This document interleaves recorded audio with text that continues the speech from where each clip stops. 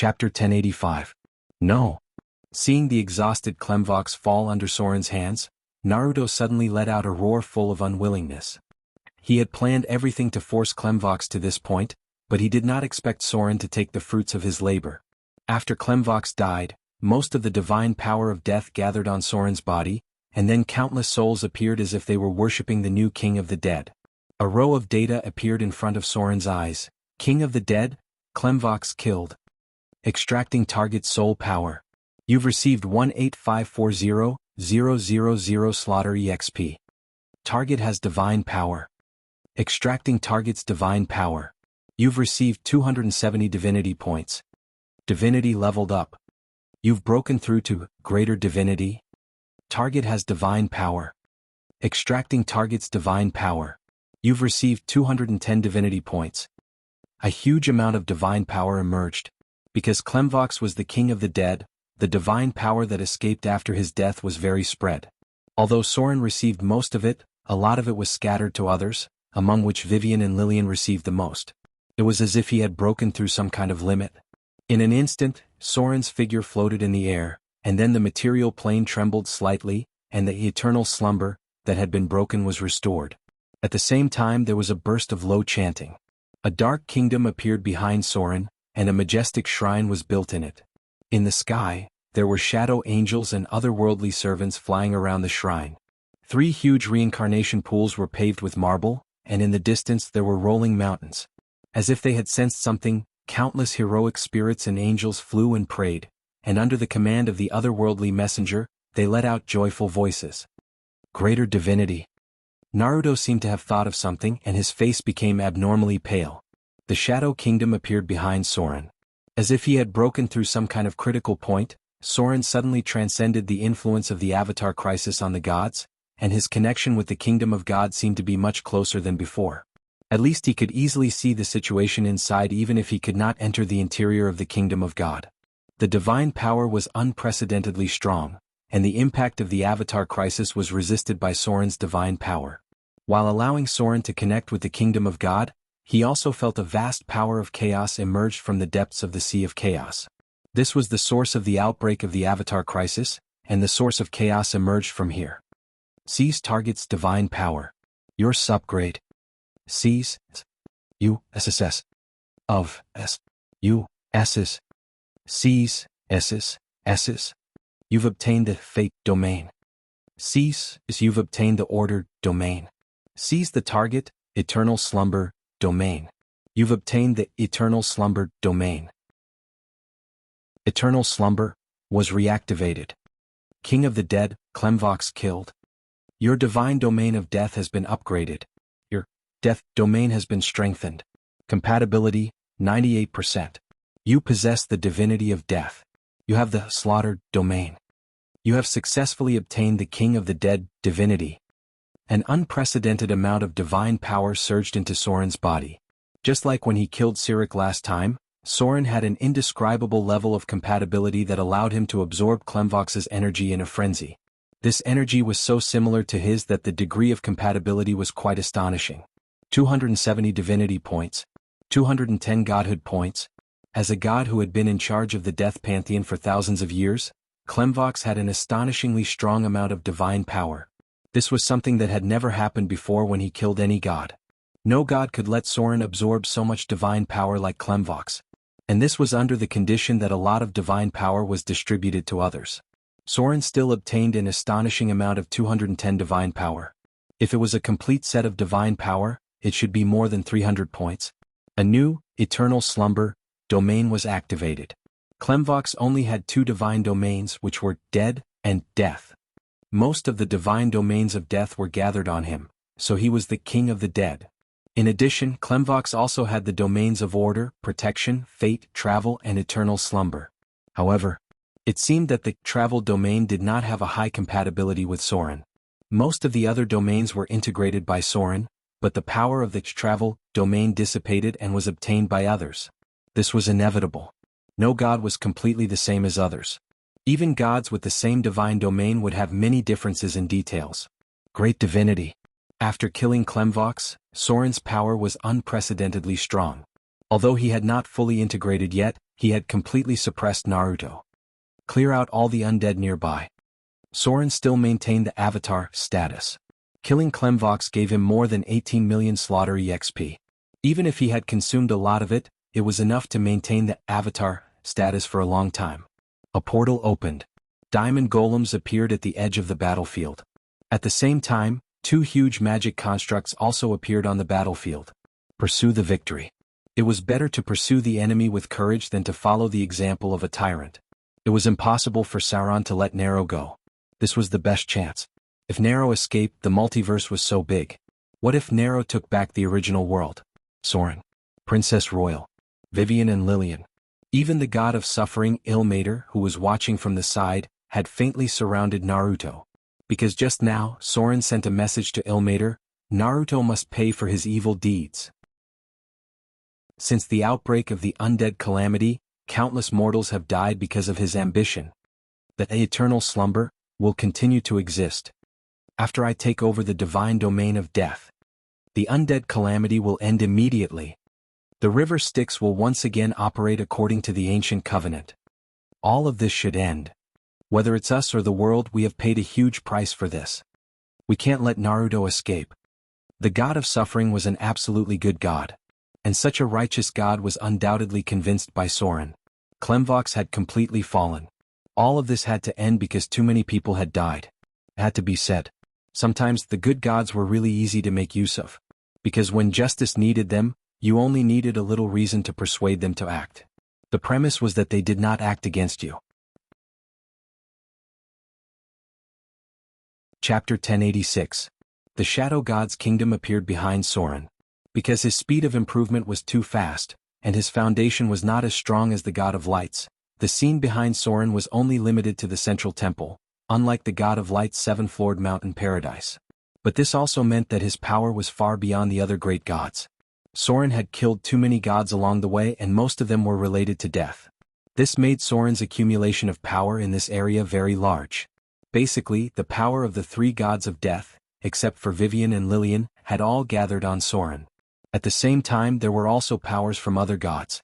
Naruto finally panicked a little. The situation had completely collapsed, and his luck seemed to have been used up all at once.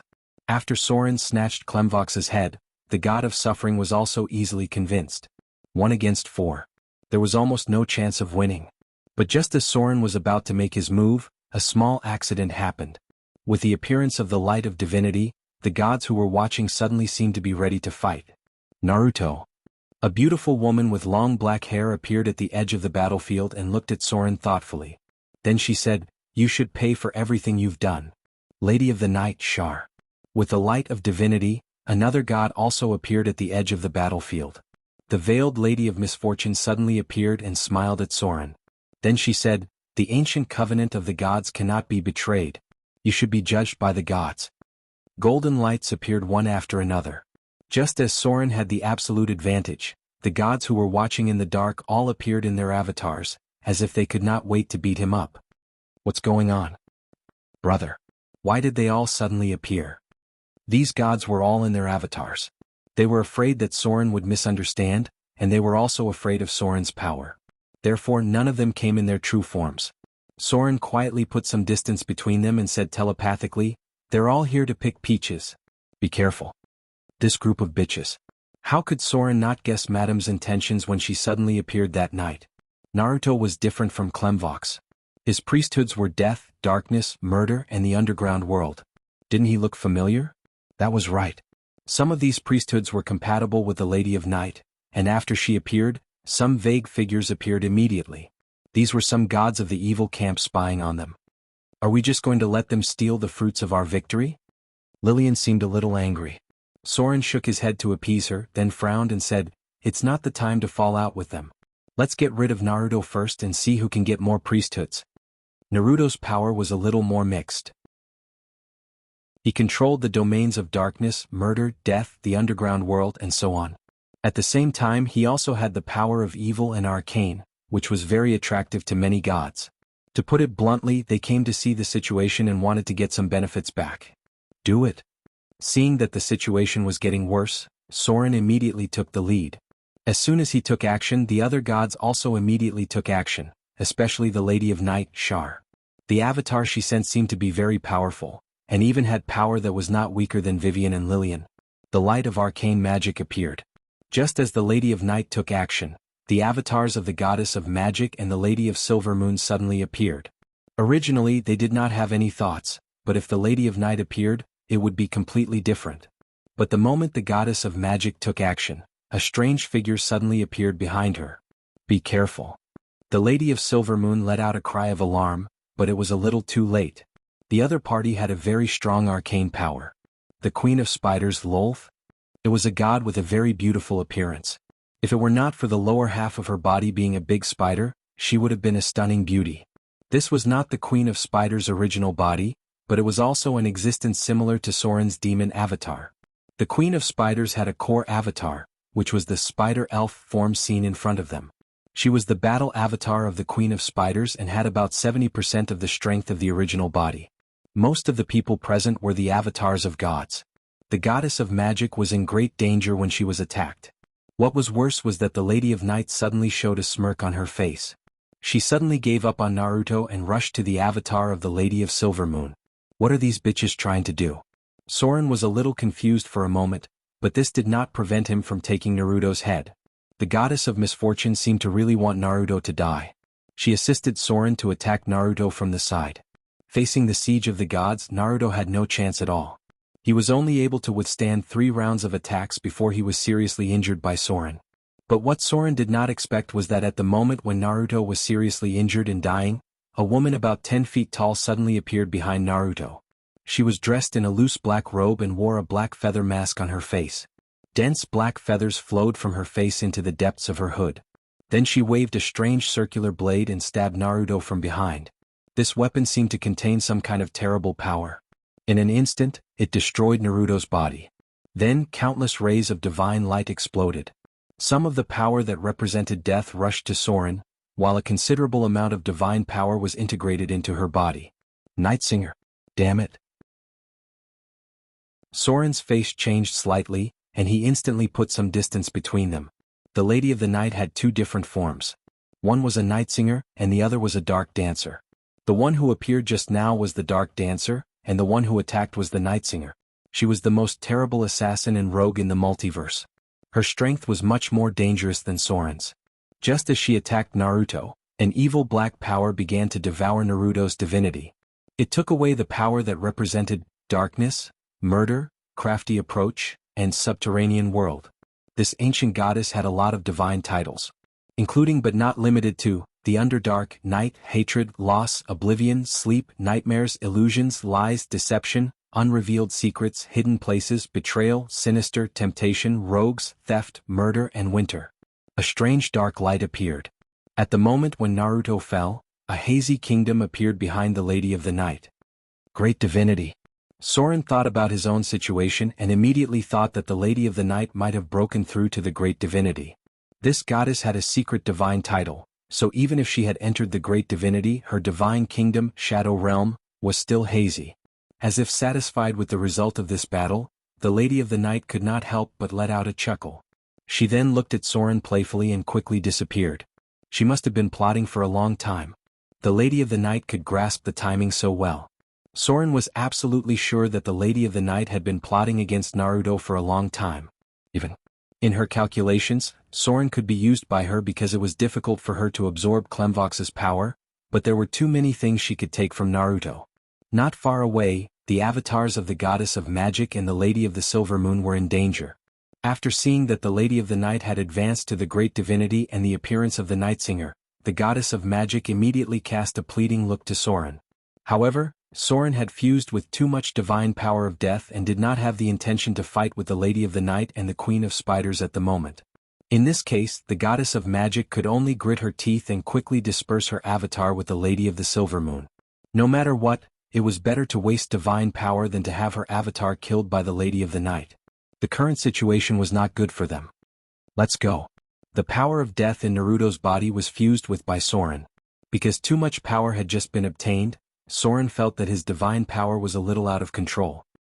He looked at the Lady of the Night in the distance and said decisively, "The situation is settled. Let's get out of here first."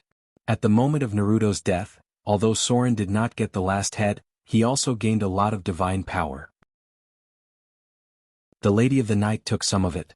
However, Soren also gained about 130 points of divinity and 100 points of divine spark.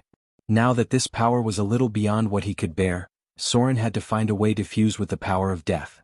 Sirik, Klemvox, and Naruto. The three powers of death were a little different, and Soren had to fuse with them to create his own profound meaning of death. Chapter 1087. Soren left decisively without any hesitation. This undoubtedly disappointed many of the gods who were secretly spying on them because this newly ascended god was simply too showy. They were happy to see Soren and Lady of Night have a fierce conflict. Whether there was a chance to gain benefits from it or not, they were happy to see both sides fight. But now they were undoubtedly disappointed because even if Lady of Night stole part of Naruto's priesthood and divine power, Soren did not want to fight with Lady of Night. Instead, he took his allies and left to avoid more accidents. Fight with Lady of Night? Fight with this ancient god who had existed since the birth of the material plane? Soren was not crazy. He was not a madman like Sirik. Even if he could temporarily suppress or even defeat Lady of Night, what was the point? What was present now was just her avatar.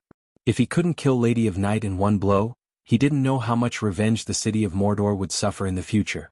Looking at the priesthood of the Mistress of the Night, it was either assassination, conspiracy, or secret.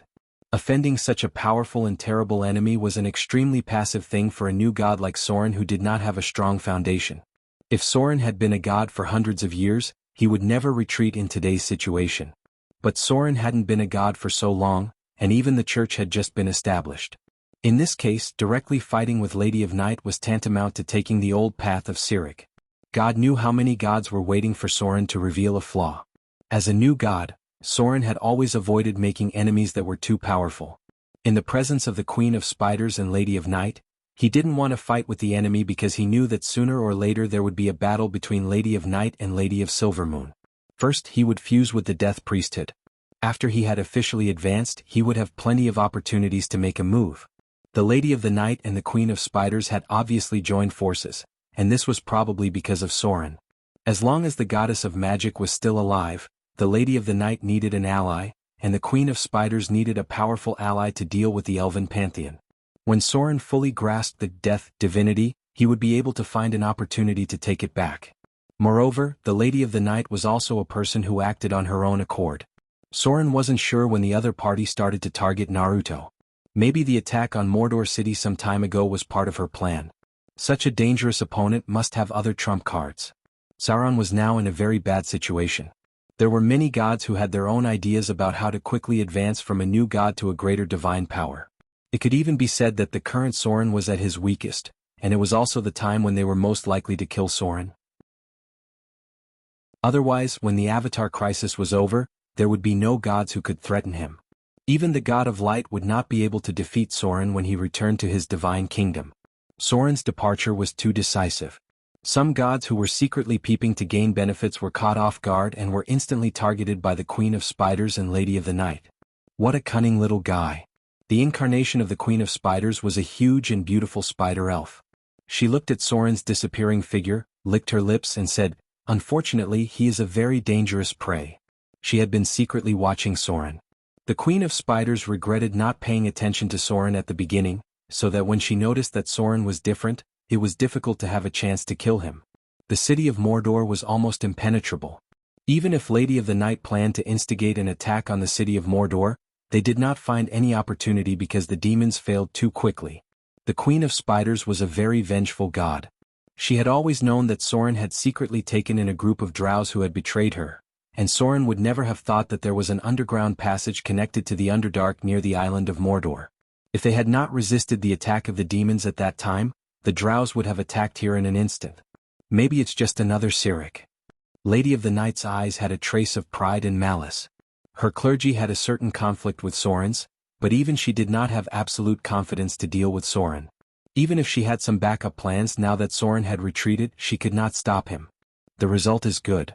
The Queen of Spiders glanced into the distance and nodded. The Lady of Silvermoon and the Goddess of Magic have consumed at least 50% of their divine power.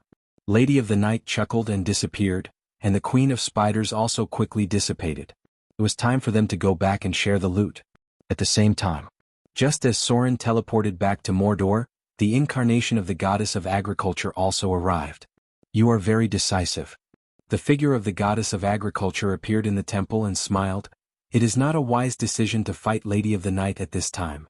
She is one of the ancient gods, and even my father is not sure if he can defeat her. Soren nodded, then shook his head and said, Now is not the time. My father asked me to bring you a message.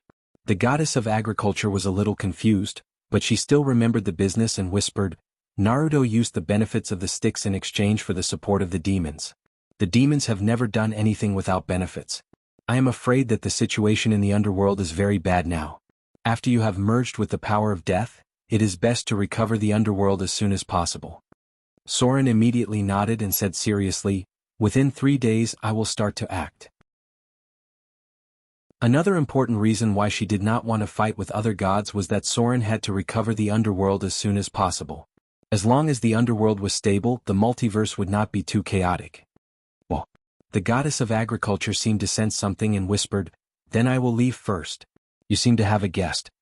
A light dissipated. As soon as the figure of the goddess of agriculture left, the incarnation of the Lady of Misfortune appeared. She smiled and looked at Soren, then said, I have come to get the reward that belongs to me. What do you want? Soren's expression was calm. The Lady of Misfortune took a step forward and whispered, The domain of fate. This power is not suitable for you. As expected, Soren did not hesitate for long. He looked at the Lady of Misfortune in front of him, then reached out and touched his forehead. A golden light appeared. This light of divinity seemed to have infinite mysteries. He then passed it to the Lady of Misfortune in front of him. There was no such thing as a free lunch in this world. Since the Lady of Misfortune had placed a bet on him, she naturally wanted the corresponding reward. Since I cannot be accompanied by luck, I will bring misfortune to my enemies. Looking at the light of divinity in front of her, the Lady of Misfortune suddenly showed a relaxed smile. She quickly took the golden divinity in front of her and then merged it into her forehead. In an instant, her expression was extremely satisfied. I should leave. Perhaps because she got what she wanted, the Lady of Misfortune was very happy. She went forward and kissed Soren's cheek, then said, We will meet again soon. The one who is not blessed by fate. May your enemies be shrouded in misfortune forever.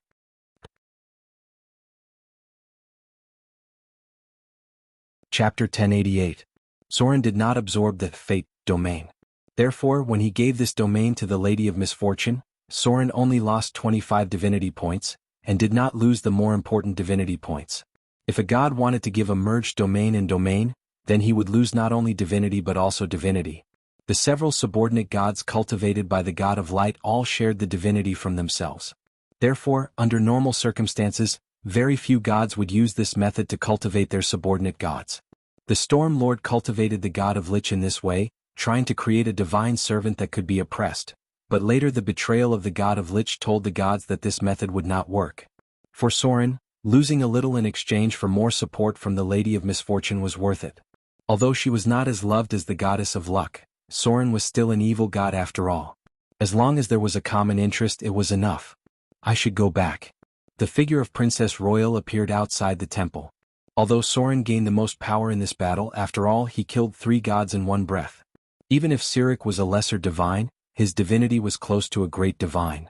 Clemvox and Naruto were once great divine powers, so even if Soren gained most of it, the others also gained a lot of benefits this time. Princess Royal's breath was obviously on the verge of a breakthrough. The Avatar Crisis was the easiest time for gods to improve because killing the target during this period was like the Abyss Blood War, they could gain most of the enemy's power. If it was during other times, they would need to slowly consume and absorb divine power. Part of the power of the 3 gods killed by Soren was swallowed by Princess Royal. At present she was close to the edge of a great divine power. The goddess of ice was originally a great divine power, and now a little opportunity was enough for Princess Royal to reach the great divine power. According to Soren's calculation, the divinity points should be enough. The only thing Princess Royal lacked was 1 divinity point. Arendelle needed someone to guard it. Soren walked up to Princess Royal and bowed his head slightly to express his gratitude. Then he said, If you need anything in the future, just let me know. Princess Royal looked at him calmly and said after a while, I feel that the energy storm that triggered the Avatar Crisis is weakening. I am afraid that the time for us to return to the kingdom of God is coming. If he had time, he could go to Arendelle to accompany Anna. Gloria will follow you to the kingdom of the gods, but Anna still needs to stay in the mortal world. If it's possible, give her a child so that she can have someone to rely on. Hearing the elder princess's words, Sauron's face suddenly showed a trace of guilt. Then he nodded. I will. Yes. Princess Royal gently lifted the long hair hanging down by her ear and glanced at him. She disappeared in front of his eyes along with the sparkling snowflakes. If the gods returned to the kingdom of God, even if they could come back, it would only be as an avatar. If Sauron wanted to give Anna a real son of God, then he must do it within this period of time. Brother. Lillian and Vivian did not appear until Princess Royal left. The two little girls had grown up a lot, and their minds could be regarded as adults. Sauron smiled and hugged them.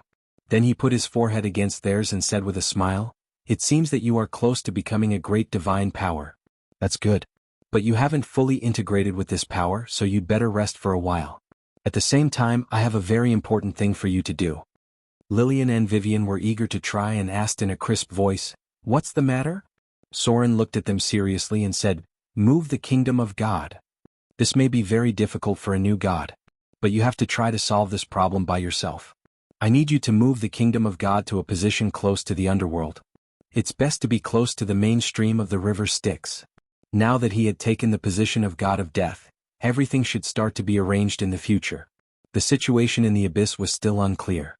Vivian and Lillian had better move the kingdom of God to a place close to the underworld, so that they could help Sauron's kingdom watch.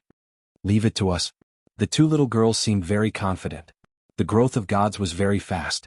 They had made great progress during this period of time. From the beginning, it was difficult for them to respond to prayers. Now they were in charge of their own churches. The twins of fear were growing at an amazing speed. Night fell. In the Tower of Motor City, Sauron held Gloria in his arms and looked up at the sky. He didn't know when it started, but the stars in the sky had become a little brighter. This was something that was difficult for mortals to observe, but the gods could feel that the Avatar crisis was gradually leaving. A new year had passed. Although Sauron had changed a lot of history, the duration of the Avatar crisis had not changed at all. This year the crisis would end completely. It would take nearly 3 years.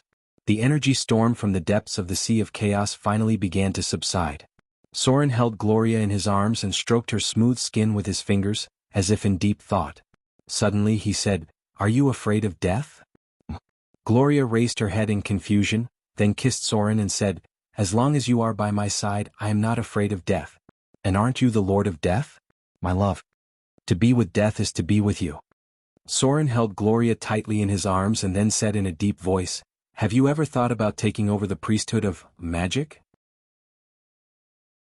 Hearing Sauron's words, Gloria couldn't help but tremble. After a long time she whispered, If I can, I naturally hope to stand at the same height as you. Sauron continued in a low voice, Almost all the previous goddesses of magic could not escape death, especially when the Avatar crisis broke out. This is a very bad phenomenon, and it is even regarded by the gods as the fate of the goddess of magic. I have a way to try to get you the priesthood of magic, but mastering this priesthood also means that you have to bear the karma of the magic net. Gloria raised her head and kissed Sauron's lips, then whispered, That may be thousands of years later, isn't it? And this may not be fate's arrangement. Don't I still have you standing behind me? Sauron let out a sigh and murmured, I am very hesitant. The karma that the goddess of magic herself bears is too heavy. This kind of karma, as long as it backfires, is very terrible. Gloria did not speak.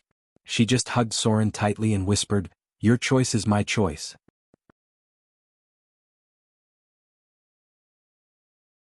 Chapter 1089. A new day had arrived. The city of Moder was still peaceful and prosperous. It seemed that it was not affected by the War of the Gods. But the changes in the dark were very obvious. The undead had completely lost their power. Many dead mortals were no longer resurrected as undead, and only some corners of the material plane still had undead. The gods acted quickly. After the final king of the dead appeared, they quickly began to send believers of the church to recover the lost land and purify the land polluted by the undead. Sauron had a lot of things to do. The most important thing at the moment was to integrate the power of death. The murder from Sirik, the death from Naruto, and the death from Klemvox. Sauron chose the most essential path, which was to integrate all these priesthoods into one and become the true priesthood of death. In other words, he was ready to become the only god of death in the human pantheon. In the entire human pantheon, except for the Lady of Night who had a small part of the murder priesthood, all the other death priesthoods had been integrated by Soren. He was the god of death in the human pantheon. And he was also the most powerful god of death in all the races. The gods of death in other races were at most at the level of a lesser god. Since the ancient god of death, Jianghu, divided his power into 3 parts and gave it to 3 mortals, the god of death in the human pantheon had always been the most powerful. Now Soren had gathered this power. Although part of the priesthoods were in the hands of Vivian and Lillian, Jianghu did not only control death. During the Nesser period, Jianghu had the following priesthoods: death, the dead, the order of death, funeral and tomb, undead state, undead, waste, aging, exhaustion, tyranny, and dusk. At that time, Jianghu was honored as the Lord of all ends, the King of Bones, the God of Death, the Guardian of Death, the Guardian of the Graveyard, the Keeper of Death, the Indifferent, the King of Walking Corpses, and the Nagash. The plane he once controlled was the Grey Wilderness, the Triple Depression, the Skeleton Fortress of Anios. His former allies were Amanata, the ancient sun god, the previous incarnation of Roshanda, Shar, the Lady of the Night, and Taika, the former goddess of fate. The followers of Jesus were lawful good, lawful neutral, lawful evil, and neutral evil. Jianghu's faction was lawful evil. From these ancient records, it could be seen that Jianghu was a very powerful god of death. This was because he was an ally of both good and evil gods. As long as his followers were not in the realm of chaos, they could follow him regardless of whether they were good or evil. This was the real Grim Reaper. Many ancient gods were beyond the scope of camps. The sun god also had believers from good to evil, but there was no chaotic camp. Perhaps some people would think that the birth of the first demons represented the war between the Order gods and the first generation of demons. That was right. These gods were the ancient gods of Order who had fought against the first generation of demons. Their essence was different from the current gods, but their strength was undoubtedly more powerful. The gods were changing. The ancient sun god, Roshanda's previous incarnation, used to control law and time. He was respected as the guardian of law and the guardian of time. The era of the ancient gods had come to an end. Father Oak fell for redemption, Mother Earth went into seclusion, and Jianghu gave up his position of death due to boredom. There were not many ancient gods who were still active today. Roshanda also started a new life by reincarnating. There was no doubt that this was the era of the new gods. The new gods had a close relationship with the mortals. Unless it was the Avatar crisis, the rise and fall of the gods had a lot to do with the mortals. Death is one. Part of Jianghu's clergy was in the hands of Vivian and Lillian, but the clergy of death was all taken by Soren. He was the only Grim Reaper in the human pantheon. He was also the current King of the Dead, the ruler of the underworld, the ruler of the undead, and the Lord of the end of all things. Soren had a lot to do, but there were very few things he could do. This was because he needed to integrate the power of death and regain the rule of the underworld. Most importantly, he needed to maintain the eternal sleep domain. This was a huge burden. Soren could not leave the city of Motor for too long while maintaining the eternal sleep domain. That was to say, before he completely mastered the clergy of death, he could only rely on his avatar to do things. In this case, he could not set up too many enemies, because now was also the time when Soren was at his weakest. Any enemy that was too powerful would bring huge losses to Soren. The underworld. In the deepest part of the sea of the underworld, a woman with a beautiful and graceful figure appeared. Her clothes could only slightly cover up her slightly shiny black jade-like skin. Her whole person was full of indescribable charm. This beautiful woman, who was 7 feet tall, walked through the fog with a charming roundabout dance. She easily avoided the well-known traps near the river Styx, and soon she came to an ancient palace. This was a palace that had been through a long time. It was only the size of an ordinary temple, and there were almost no gorgeous decorations. There were only countless simple words on the solid walls, which recorded many things from the beginning of the multiverse to the present. This was the Temple of Jianghu. It was almost extinct in the material plane. Its only function was to record death and the end. It was also the only duty that Jianghu fulfilled at present. Death Recorder? Some ancient and powerful undead guardians were here.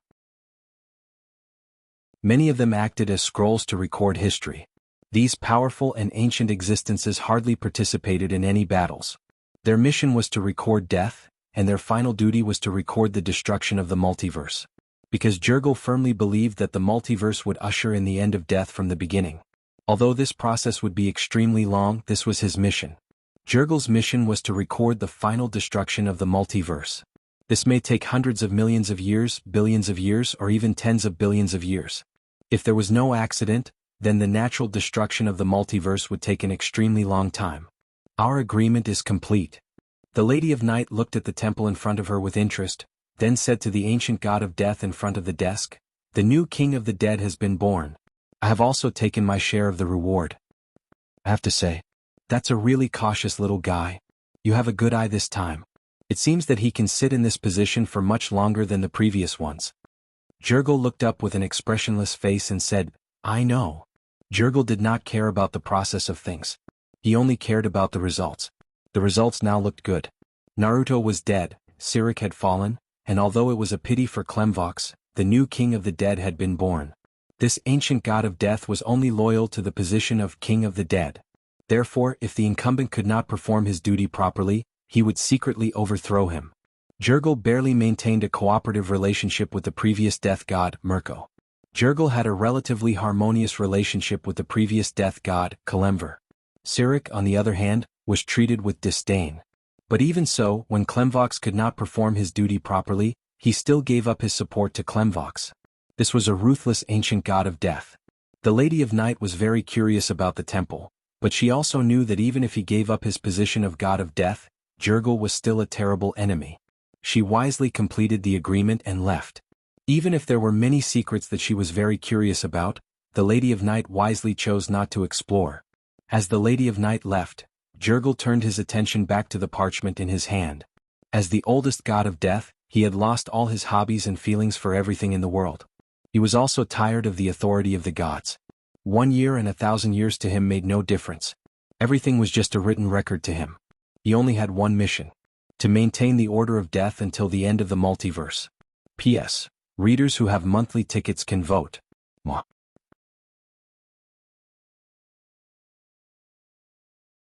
Chapter 1090. The Underworld. This plane used to be called the Hazy Realm. When mortals died, their souls would be pulled into the Hazy Realm. Most of the vast space in this plane was flat, dark, boring, and monotonous. There were no obvious topographical features. The Hazy Realm had the following features. 1. Stable. 2. Suppression magic. All magic is suppressed. Casting difficulty increases, casting effect decreases. The underworld existed in a special space in the multiverse. When mortals died, their souls would naturally go from the main material plane to the underworld through the river Styx, but it was difficult for them to go by their own will. Servants of God could come here from the realm, divine kingdom, of the god and bring the soul of the god they served back to the divine kingdom. Due to the agreement between the devils and Clemvox, the 9 hells had portals that led to the underworld, and the demon lords would sometimes create portals from the bottomless abyss to come here. In these 2 cases, demons could use these portals to bring souls back to the plane they lived in. The astral plane could not go directly to the underworld, and had to go through the river Styx to reach it. Most of the inhabitants of the underworld were souls of the dead, waiting to be sent to the plane of the god they believed in. These souls were petitioners who lacked the characteristics of the realm. They had no immunity, resistance, or special properties. The souls of the faithless formed a living wall outside the judgment city, the wall of the faithless, and the false believers were punished to work in the city. They were sometimes tortured by the demons. This was a rather ordinary plane, and the only feature was the crystal tower. Clemvox and Jianghu's crystal realm stood in the middle of the judgment city. It was a gloomy, dull, and crowded with the condemned. The crystal tower was a shining tower made of transparent stone. When Sirik was still the god of death, this tower was called the skeletal castle, but Clemvox changed it into a symbol of his promise to publicly and equally judge the dead. The underworld itself was not big, but it was the source of the river Styx, and also the transit point for countless souls. Whether good or evil gods, they had to transfer the souls of their believers to the divine kingdom from here. This was an ancient agreement between the god of death and other gods. To some extent, the god of death had to maintain a neutral attitude, because even the devils had a corresponding agreement with the god of death. Such was the view of good and evil in the multiverse. There were many mortals who should head to the Bator Inferno and the bottomless abyss after death. But, whether it was the gods or the Grim Reaper, there was an existence that they could not tolerate, and that was the Soul Stealer. They were a bunch of lunatics who challenged order. These people had almost no principles to speak of. Be it good souls or evil souls, they were all wealth to them. They stole these souls and sold them to other planes, completely ignoring the good and evil of the multiverse. Due to the existence of the soul stealers, even the kind-hearted Saint Samurai could fall into the abyss of hell after death. If the order collapsed, the rules would cease to exist. In exchange for the devil's help, Naruto sold these souls. It could be imagined that for a long time in the future, the gods would need the servants of God from another world to retrieve the souls that had been taken away by the demons. This was because they would always have believers that needed to be redeemed and not forgotten somewhere in the lower planes. This was the duty of the gods. When Soren's incarnation reached the underworld, it was already a ruin full of holes. The only thing that was still intact was the crystal tower, because even Asmodeus would not easily challenge Jurgel.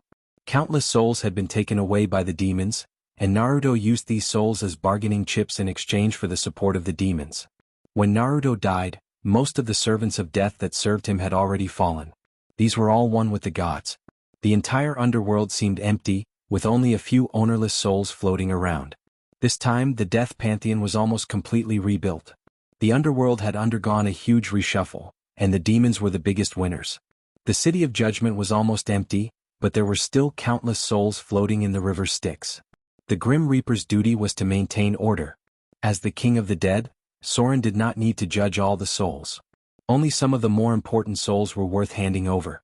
So, after coming to this plane, the first thing that he needed to do was to create the servants of death. This was another form of angel. Mortals called them angels of death, but Soren was more used to calling them servants of death. They were the assistants of the king of the dead, responsible for judgment, transportation, and delivery of souls. Some of the powerful dead that were reluctant to leave the mortal world were also brought back by these servants of death. Summon the kingdom of God. A light gate opened in the center of the underworld. As Soren obtained the title of King of the Dead, the petitioners could also reach this plane. In the golden light, some shadow angels flew up from around the great temple. They came through the light gate and knelt down on one knee in front of Soren's incarnation. There were a total of 12 shadow angels. 9 of them were men and 3 were women. Soren drew a little divine light from his forehead, and then gave this divinity to the power of death, and then injected it into the bodies of these shadow angels. A total of 36 divinity points. With Soren's divinity, the shadow angels in front of him changed rapidly. They changed their shape and turned into the appearance of the servants of death. Their weapon also became a death scythe that harvested souls.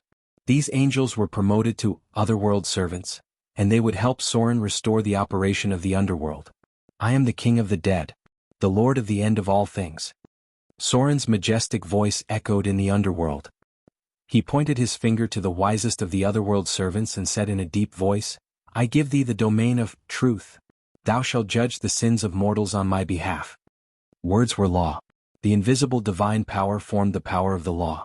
An eye made of white light was integrated into the body of the servant in front of him, and then the first angel of judgment was born. I give thee the domain of slaughter. Thou shalt harvest the souls of traitors on my behalf. A little blood light appeared. Soren drew a little more divinity from his forehead and injected it into the strongest of the otherworld servants. It was a female angel, and she quickly turned into the form of a slaughter angel. I give thee the domain of tracking. Thou shalt guide Styx's soul on my behalf. A little bit of divinity fell. Soren selected the most agile of them and gave them the domain of tracking, and they were responsible for guiding Styx's soul. 3 rays of light rose. After Soren selected the most outstanding of them, the 3 chosen otherworld servants were promoted to otherworld oracles. They would be the leaders of the servants of death, and they would help Soren re-establish the order of the underworld. P.S. Begging for a monthly vote.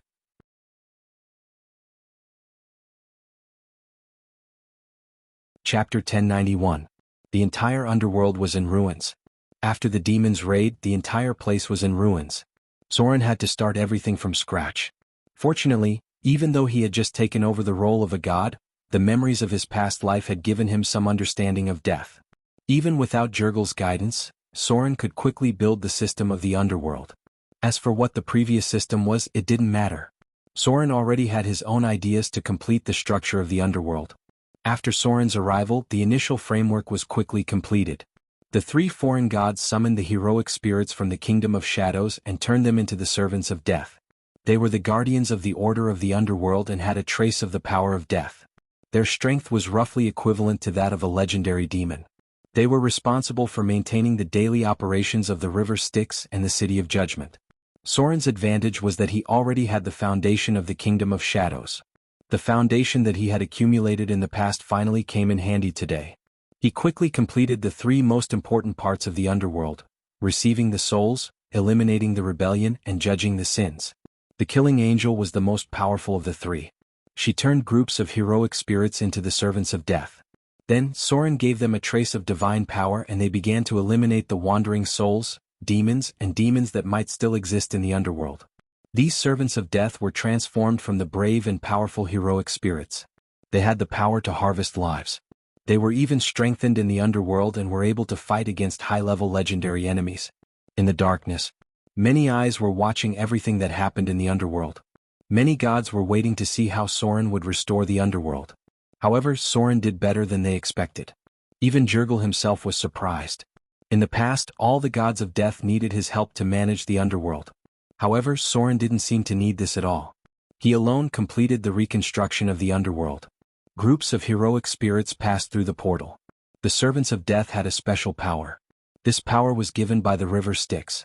They were not afraid of the water of the underworld and had the special ability to take lives. This transformation was continuously carried out.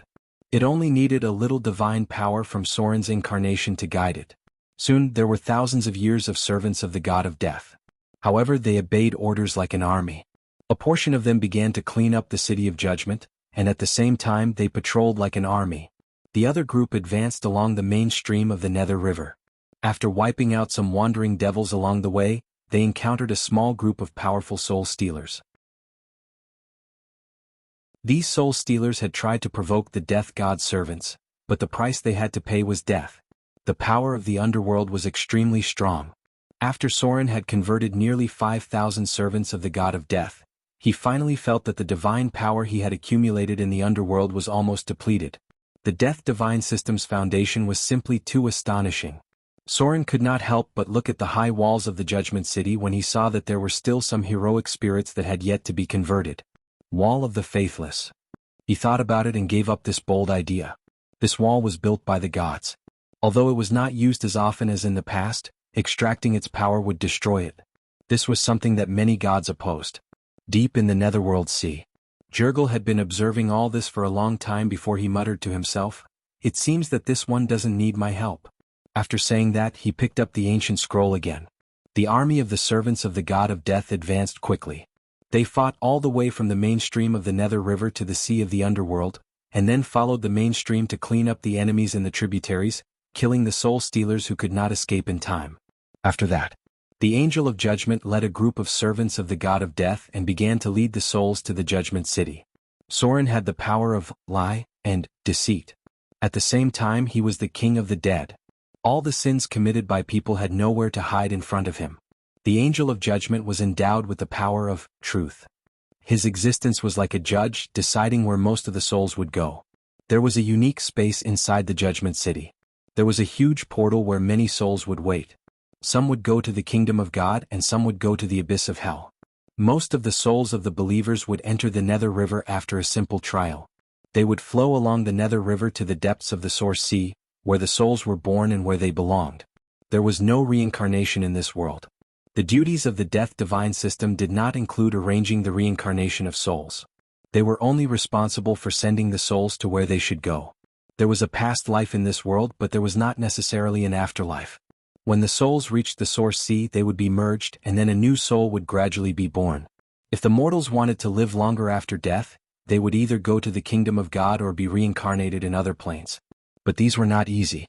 More mortals' fates were to flow along the Nether River to the depths of the Source Sea after death. It was like the birth of the first soul in the multiverse. The water of the Nether River would wash away all memories. In just one day, the underworld was restored to order under Soren's management. The servants of the god of death began to lead the souls, and the believers who should belong to the kingdom of God were also waiting for the servants of God to lead them. The entire Judgment City was shrouded in a solemn atmosphere. Although the number of souls piled up was not many, some order had been restored.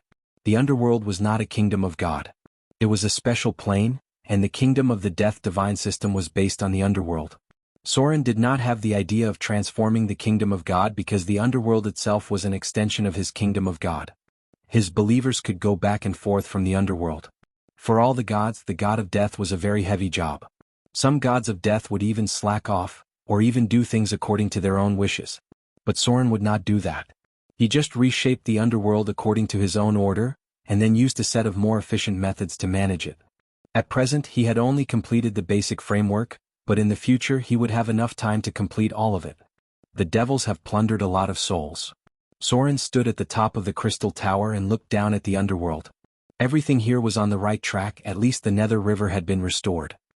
He looked at the countless souls under his feet and murmured, Asmodeus has got the resources he wants. Then the last wave of the Avatar crisis is coming. The gods acted quickly. When the underworld was restored to order, the servants of God began to lead the souls to the kingdom of God. These would be handed over by the 12 angels of death promoted by Soren, and he himself would not stay in the underworld for the time being. The Avatar crisis was not over yet. The underworld had been greatly damaged and there were still many things he needed to do.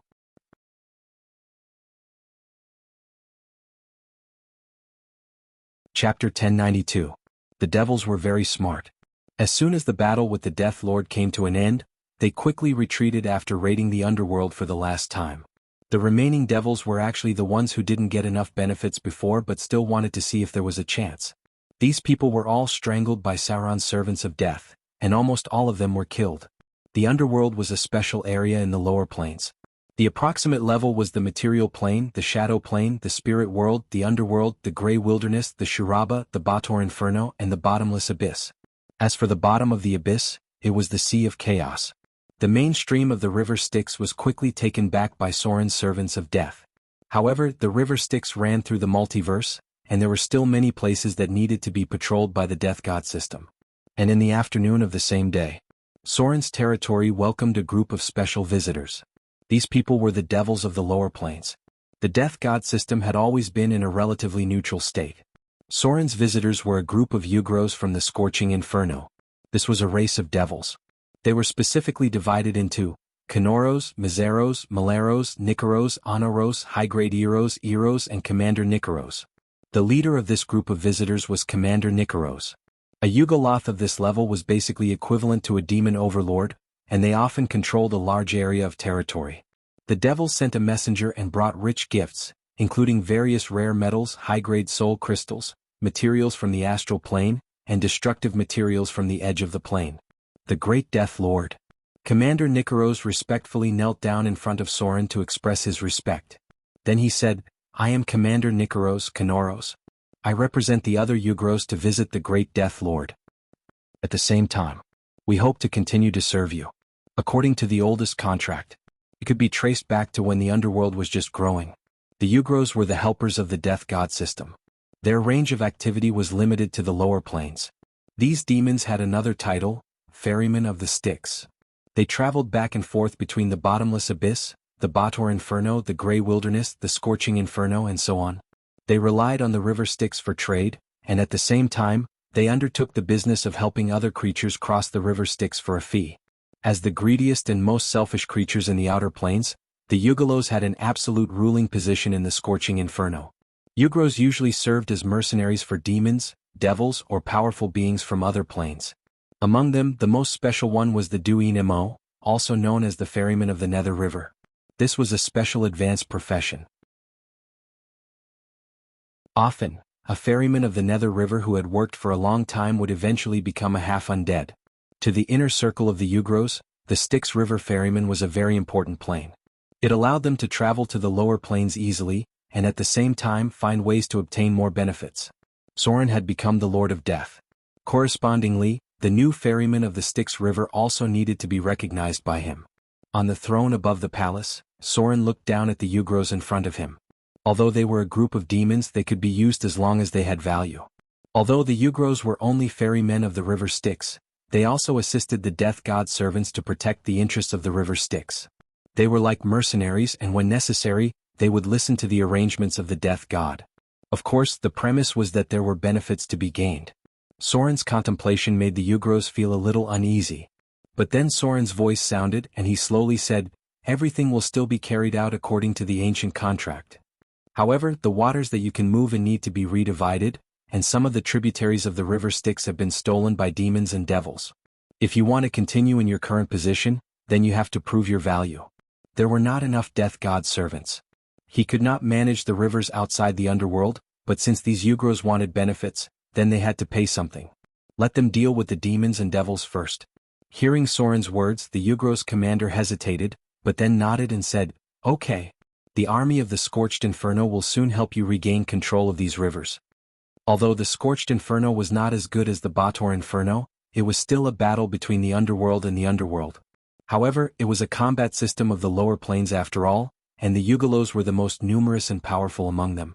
The ferrymen of the Nether River represented the freedom of travel and trade in the lower planes, and they were willing to pay some price for it. "Very good." Soren nodded, then looked at the Yugros behind him and said in a deep voice, "Are they the ferrymen of the river Styx that you have chosen?"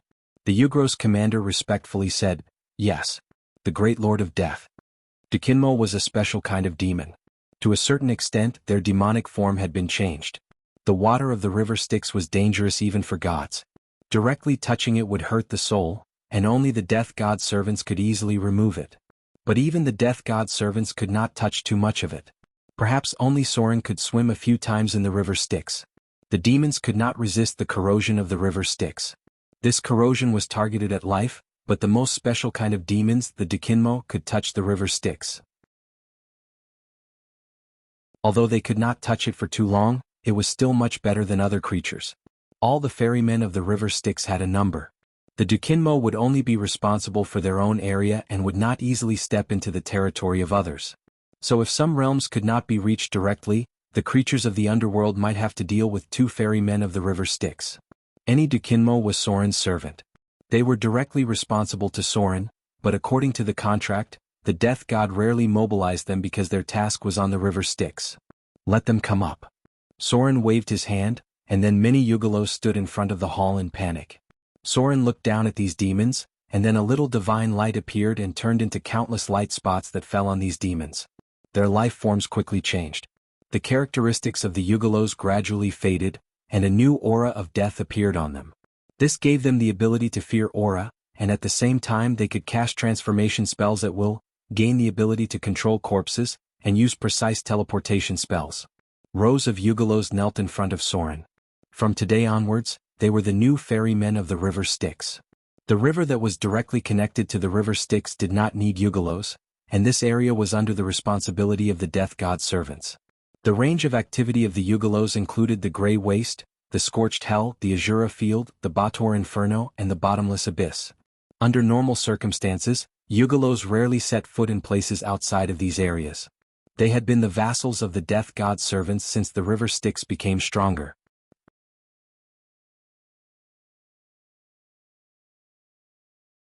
Chapter 1093. The underworld was back to normal. However, it would take some time for it to recover to its peak because it needed more than one god to rebuild the death pantheon.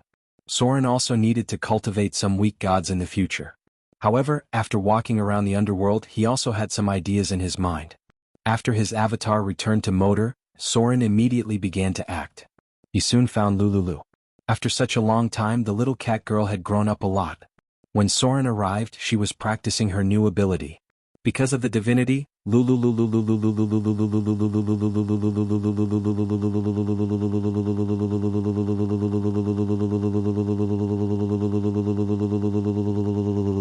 Lord Soren. When she saw Soren's figure, Lulu immediately stopped and said respectfully, "Are you looking for me?" "Yes." Soren nodded, then looked at Lulu up and down in front of him. Although she was young, she was trained by him. There was no doubt about her loyalty. She was much better than those unreliable goddesses.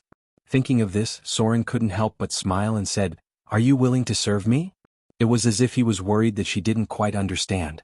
Soren looked at Lulu's puzzled face and said, "Although you have the power of divinity, you don't have a real divinity. If you are willing to serve me, I can bestow upon you a priesthood." Divinity? Lulu had a confused expression on her face. She knew how to fight, how to catch fish, and how to have fun, but she didn't understand what Soren said at all. War creatures were very talented in fighting. However, Lulu was more ignorant. Gloria had tried to teach her some advanced knowledge, but she was very active and couldn't calm down to learn. Therefore, Lulu's knowledge was estimated to be able to recognize all the words. After all, she was just a mortal and didn't understand a lot of knowledge. It often took hundreds of years for a new god to grow, and Vivian and Lillian were geniuses among geniuses. I am willing to serve Lord Soren. Although she didn't understand what he meant, it didn't prevent Lulu from nodding in agreement. The little cat girl bowed like a knight, then looked up and blinked. Is this okay? Soren couldn't help but smile. Then he smiled, shook his head and whispered, it should be okay.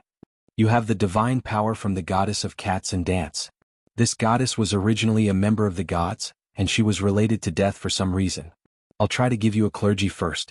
If you can get it, I can try to give you a new clergy in the future. Priesthood could be bestowed.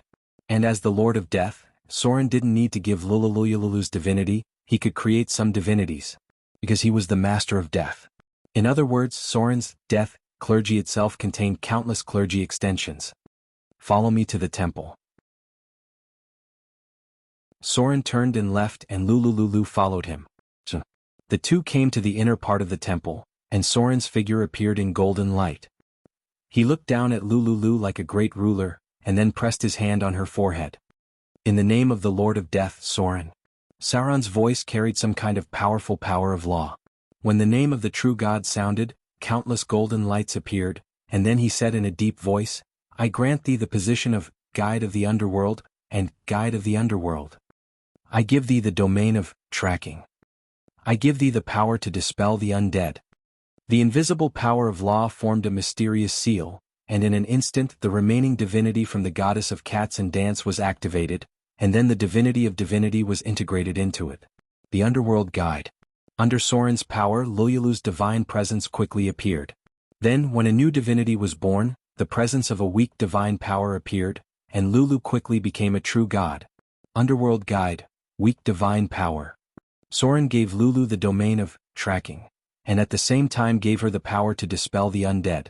Her divinity was the Underworld Guide, and she was responsible for the location of the underworld, and at the same time, guiding souls to the Judgment City. A weak divinity was quickly born. After becoming a true god, Lulu's intelligence improved a lot, and she immediately understood her duty, and then knelt down in front of Soren. She was Soren's subordinate god. As a weak divinity, in addition to the divinity given by Soren, she also had the divinity of cat and dance. These divinities came from the cat goddess and the dance goddess. Because of the compatibility, she didn't get the divinities of hedonism, large-scale joyous celebrations and sensual pleasure. Although these divinities were weak and limited, it was enough for Lulu to become a god. A divine mark appeared. It then disappeared into Lulu's body. This was Soren's mark, and from today onwards she could freely enter and exit the underworld, and she could also build her divine kingdom in the underworld. After everything was done, Soren also learned about Lulu's divinity, domain and abilities. Cat Goddess, Lulu, Underworld Guide, Level. Weak Divine Power. Other names: Guide of the Underworld, Cat Maiden. Holy Emblem, Non-Living Domain, Underworld Alignment, Chaotic Neutral. Lulu is actually from the Chaotic faction. Soren was shocked. Divinity, Underworld Guide, Cat, Dance Believers. Non-Priest Alignment, Lawful Neutral, Lawful Evil, Chaotic Neutral, Chaotic Good, Neutral Good Domain, Chaotic, Seduction, Tracking, Trickery. Favorite Weapon, Giant Cat Claw. Lulu was actually from the Chaotic faction? Soren's mouth twitched, but he wasn't surprised because this cat girl did have the potential to be from the Chaotic faction. However, to Soren's surprise, Lulu Miao actually had the domain of charm and crafty. This was really an unexpected surprise. It seemed that she would not be too weak in battle after being officially apatheicized. At least, she was much stronger than other weak divine powers. Cats had a natural increase in combat strength. Lulu actually inherited the trickery domain from the cat goddess and the dance goddess, which made Soren feel a lot more at ease. Why didn't the Lady of Night succeed in capturing the cat goddess and the dance goddess? It was simple. Trickery domain. This domain often had many special abilities, and many times it would have unexpected effects, and the trickery domain itself would give extra casting bonuses.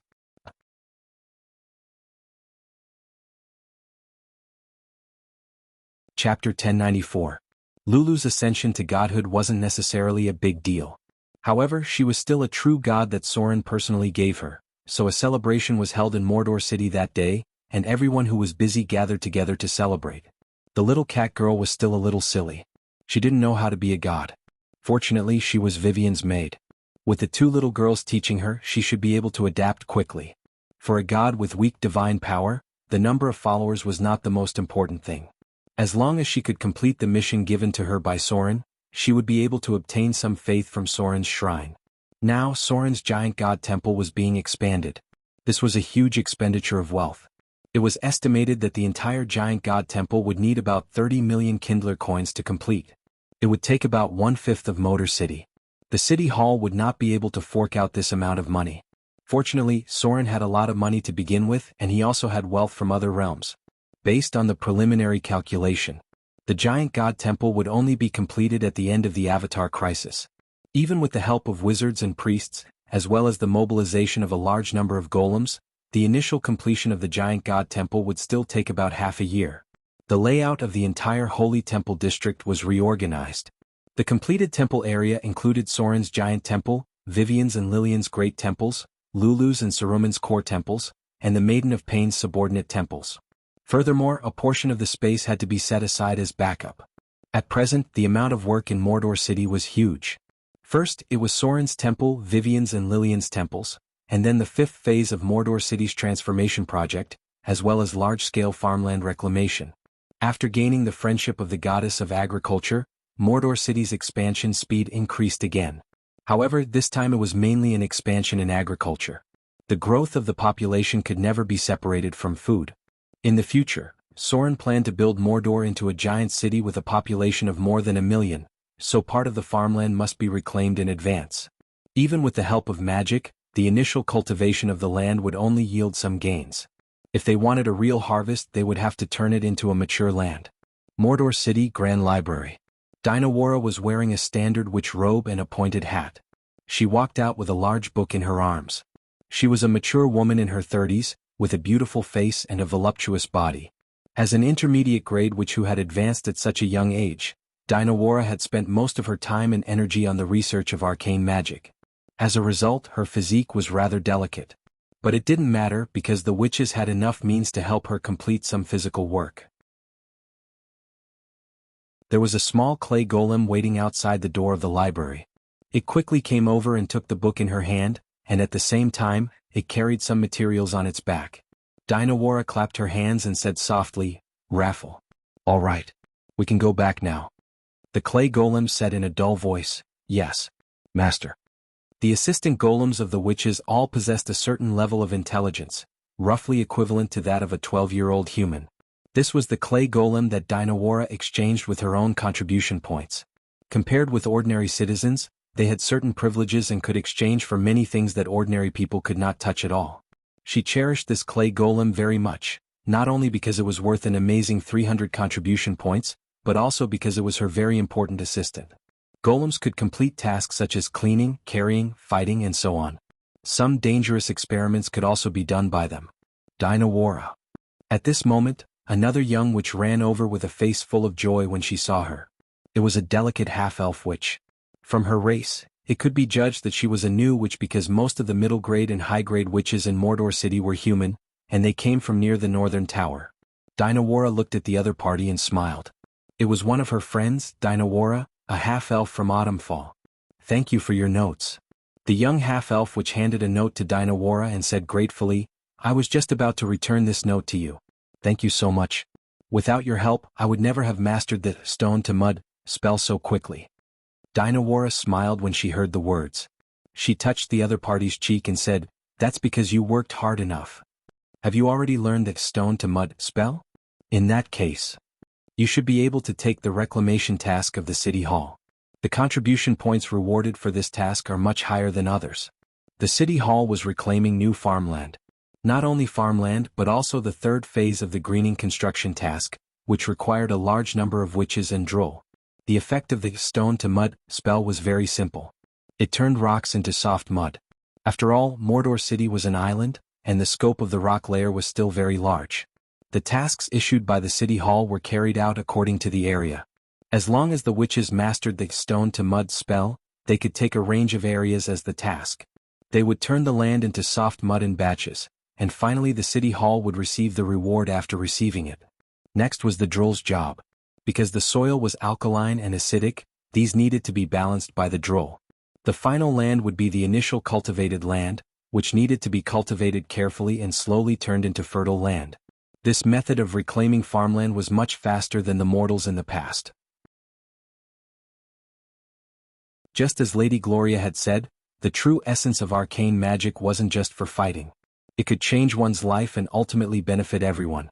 Yes. The young half-elf witch nodded and said, I've already taken the task of 1 square kilometer. I think I can finish it next month if I'm fast.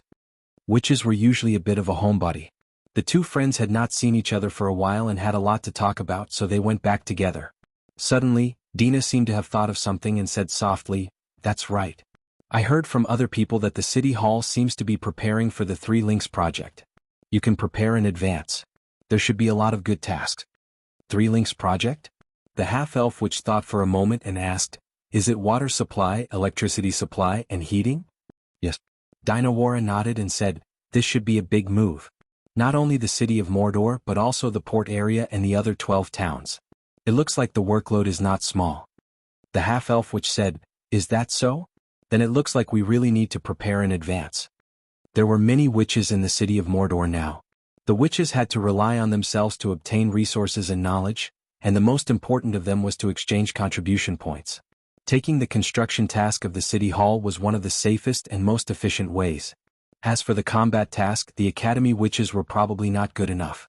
Not everyone could adapt to the bloody battlefield. About 3 or 4 out of 10 witches could become combat witches. Most of the other witches were from the academy. They could fight, but they were not good at it. Basically, there were more people in the academy's wizard organization, while the combat wizard organization had fewer people. The probability of them being eliminated was very high. This was a shameful waste for Soren because those who had the talent to become a wizard could be very useful even if they were not good at fighting.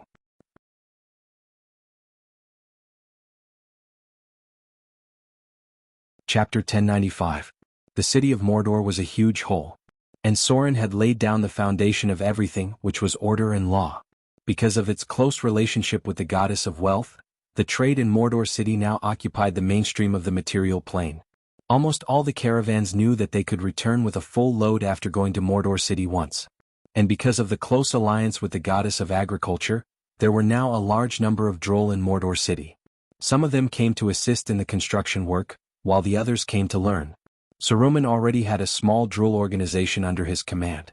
At the same time, many droll who advocated the balance between humans and nature came to Mordor city to learn from it.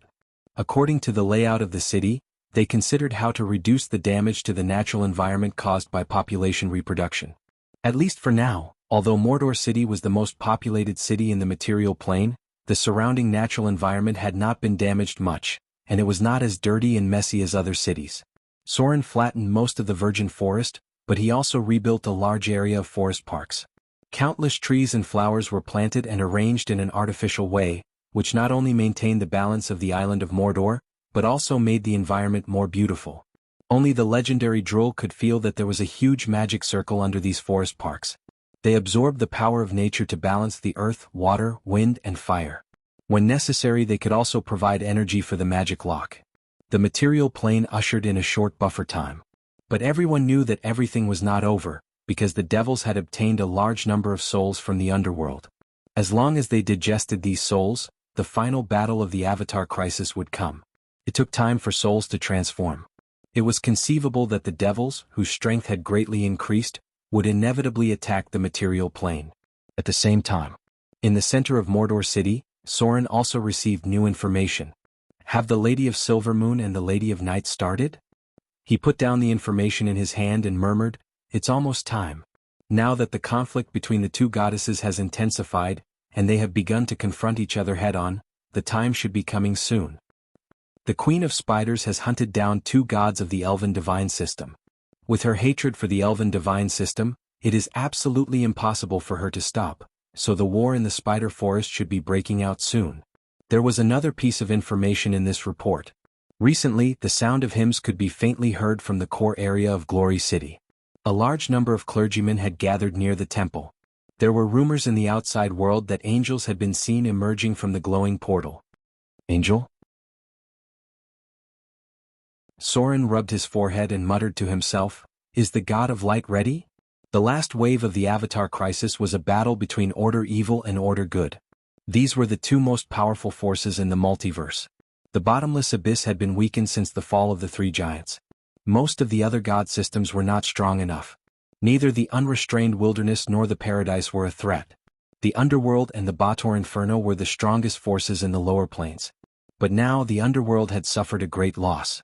The scorched hell was split into two halves, the undead in the Grey Moor was heavily injured, and the abyss was in chaos. Asmodeus' power had swelled to the point that he was the strongest in the lower planes. With his ambition he would definitely fight the God of Light head-on. For now.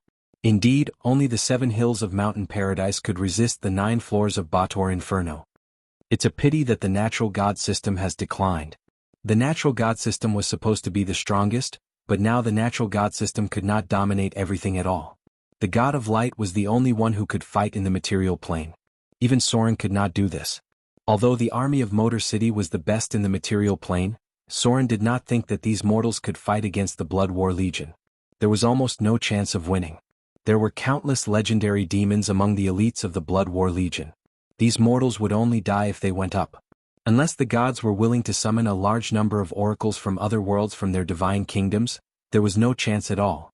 And among the gods who were willing to sacrifice their divine fate for this battle, only the gods who were in the lawful and good alignment were willing to do so. Wasn't it interesting? Sometimes, these loathsome moralists can be very great. Because when the real disaster came, only they would rush to the front without hesitation, and they would not care about any gains or losses. As a god in the Order Evil alignment, Soren really loved and hated these people. The Lady of Night will never deal with the demons. The Storm Lord is not reliable at all. The Elven god system and the Orc god system can at most protect themselves. The Dwarf god system is not very useful. The Lady of Silver Moon and the Goddess of Magic are probably busy fighting. The God of War may take action, but I'm afraid he won't go all out. This last wave of impact, I'm afraid the material plane can only rely on the God of Light to resist it. Fortunately, he had expected this. The strength of the God of Light has not suffered too much, and many of the Saint Samurai legions are still there. In the last wave of impact of the Avatar crisis, Soren could at most protect himself. If he resisted it, the whole Motor City would be lost. But this did not prevent Soren from doing something behind the scenes. For example, the layout of the Bottomless Abyss could start. The Bottomless Abyss, the third layer, the Forgotten Land. It had been some time since he took down Litel. After infecting some lesser demon lords, Sauron finally gained complete control of these planes. The characteristics of the planes had been transformed again. After Sauron destroyed a large number of undead, countless demons were born from the Abyss blood pool. Almost every day thousands of demons were hatched.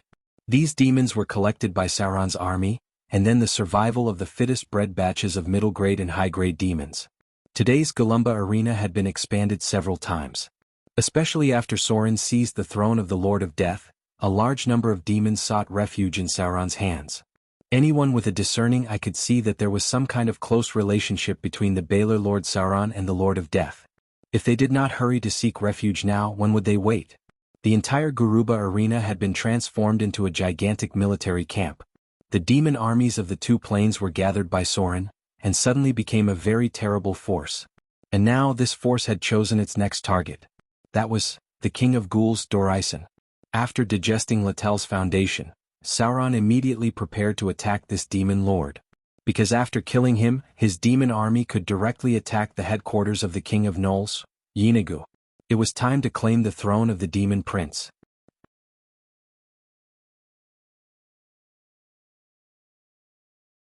Chapter 1096.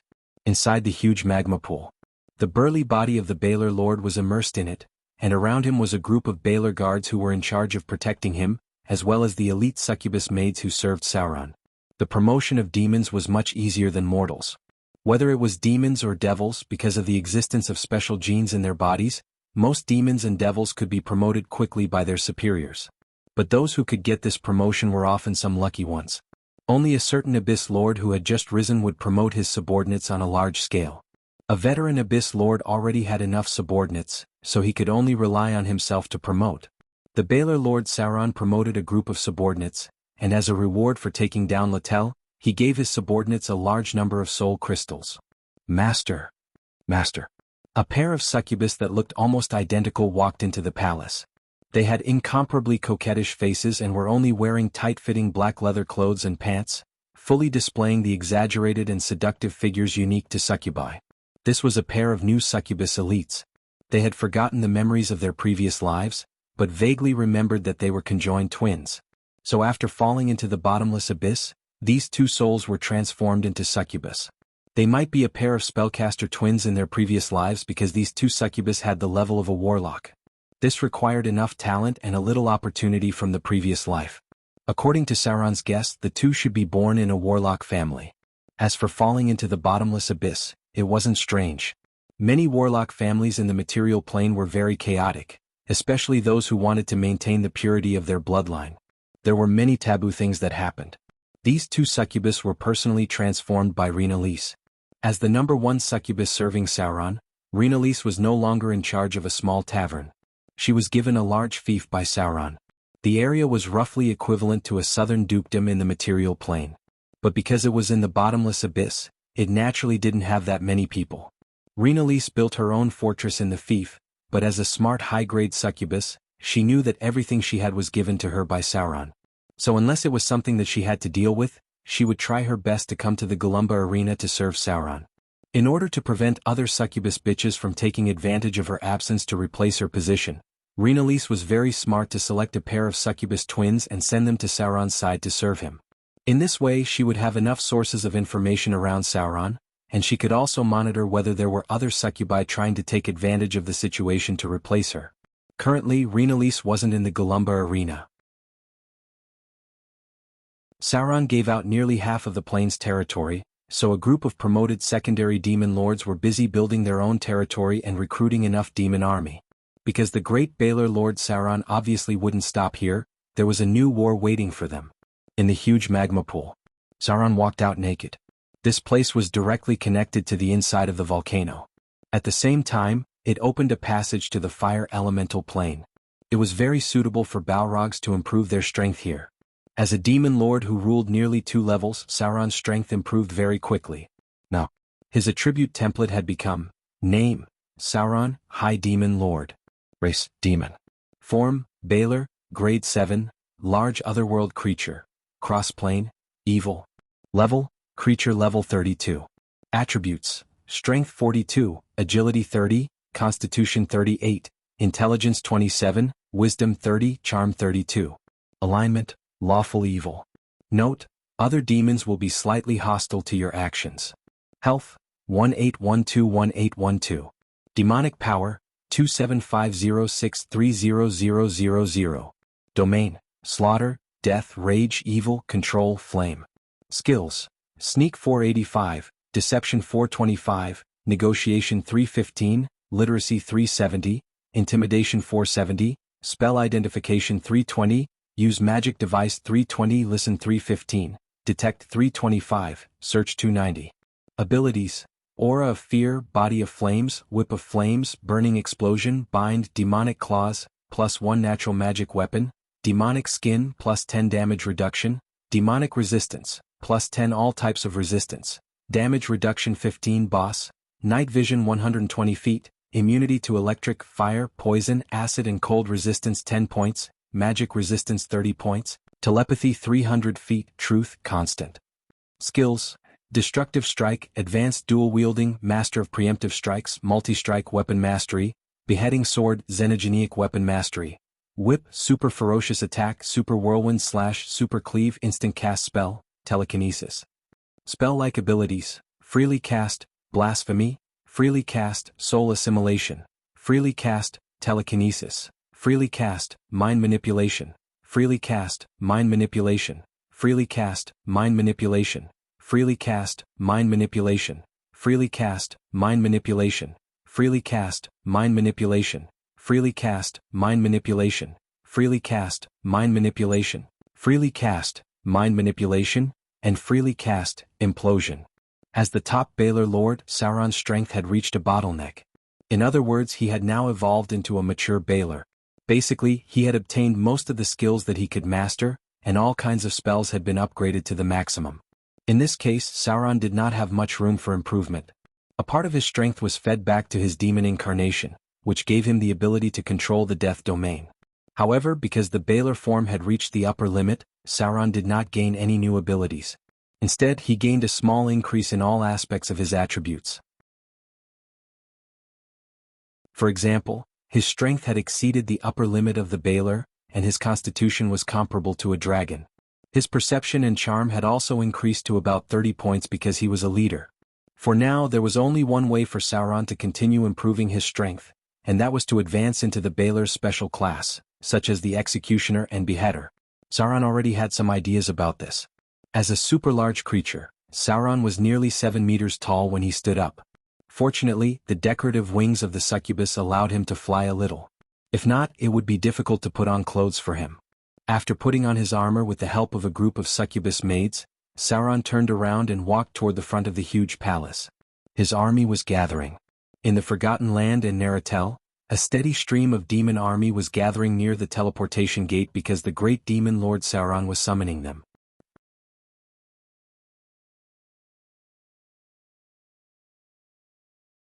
Chapter 1097. The 421st layer of the Abyss, the White Kingdom.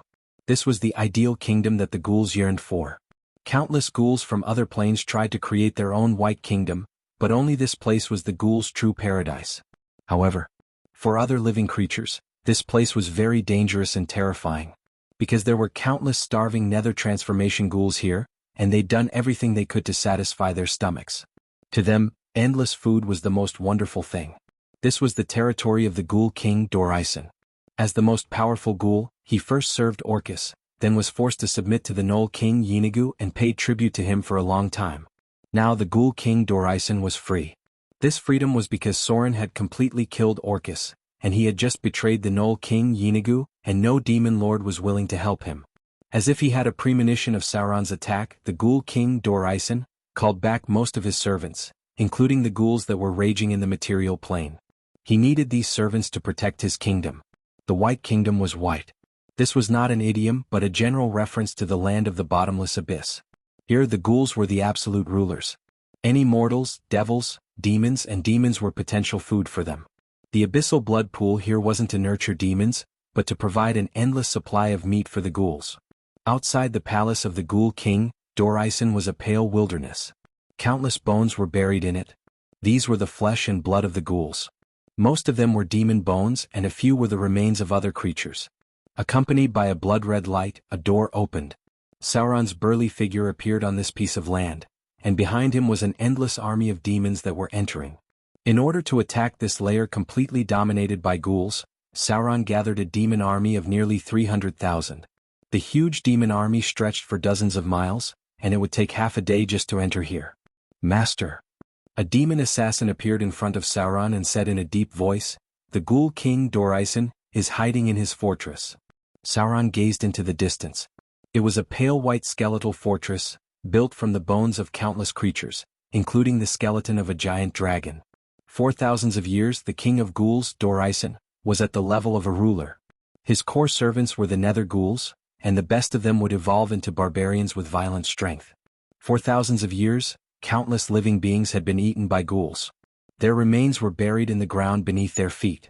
Because there were so many skeletons, the entire country seemed to be white. Ghouls fed on any flesh and blood. There was nothing in the abyss that they did not eat. Even if it was an undead with flesh, they would still take a few bites out of endless hunger. There was a huge army of ghouls here. There were some low-grade ghouls without intelligence in the periphery. They were like wild dogs in the wilderness of the White Kingdom. When some of them advanced to become nether ghouls, they would be brought to the inner parts of the White Kingdom and enslaved by Dor-Isen. They would then be kept in captivity. The main task of this demon lord was to eat and find food. Because he was driven out by endless hunger, in order to get enough food, the ghouls would often attack the Taurens of the Abyss. An adult Tauren of the Abyss was enough for the ghouls to eat for a long time, and to the ghouls the Tauren's meat was delicious. The endless demon army arrived through teleportation. Under Sauron's command, they advanced towards the White Kingdom.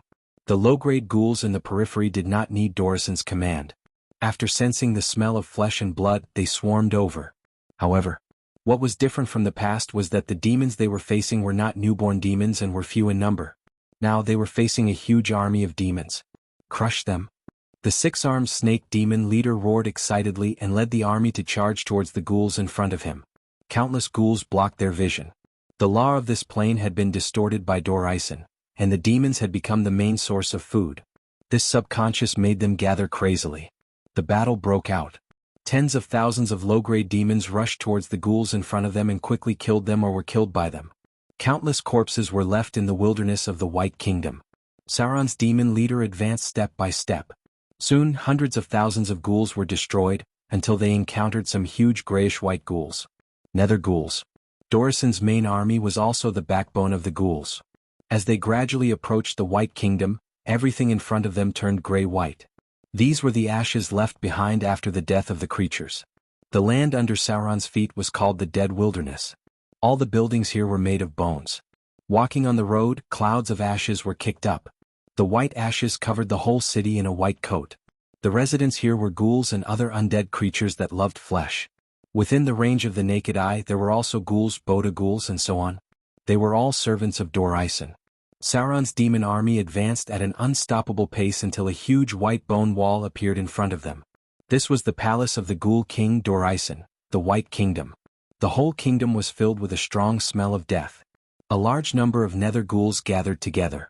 They were like wild beasts waiting for orders, ready to pounce on the demon army in front of them. Dorisen's figure was high in the palace. But at this moment, there was a trace of fear and madness in his eyes. He saw countless demons. This demon army had a large number of six-armed Nagas, Balers, Glabrizu and Soul Judgment demons. Any one of these high-grade demons could kill a large number of ghouls. Take this place for the Great Master. The killing made the six-armed Nagas crazy. They roared excitedly and led the violent demon army to attack the wall in front of them. The towering white bone wall could not stop the demons' footsteps. Countless demons that could fly and climb quickly rushed into it. The benefits made these demons crazy because they knew that after conquering this kingdom, Sauron would infect some secondary demon lords, and these demon lords would be selected from those with outstanding military achievements. Dozens of legendary demons turned their eyes to the ghoul king Dorisen. If they could kill the enemy leader, there would be a place for them among the new secondary demon lords.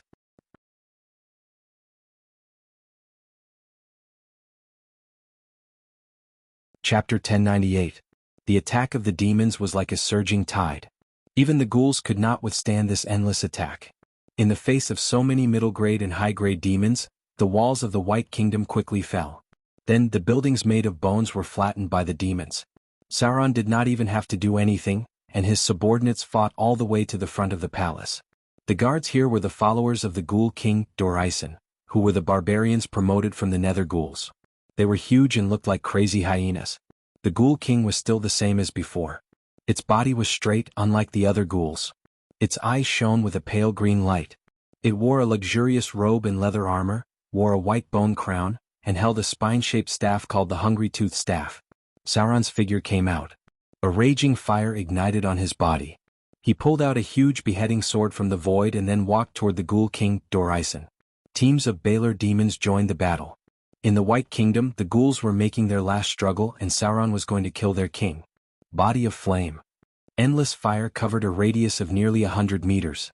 Sauron held the giant beheading sword and approached step by step. The ground under his feet quickly melted into semi-crystals, and the terrible heat caused cracks to appear on the white bone palace. Roar. Under the threat of death, the ghoul king let out a low roar full of bestiality. It could no longer maintain its human appearance. Its body involuntarily bent, and at the same time sharp fangs appeared.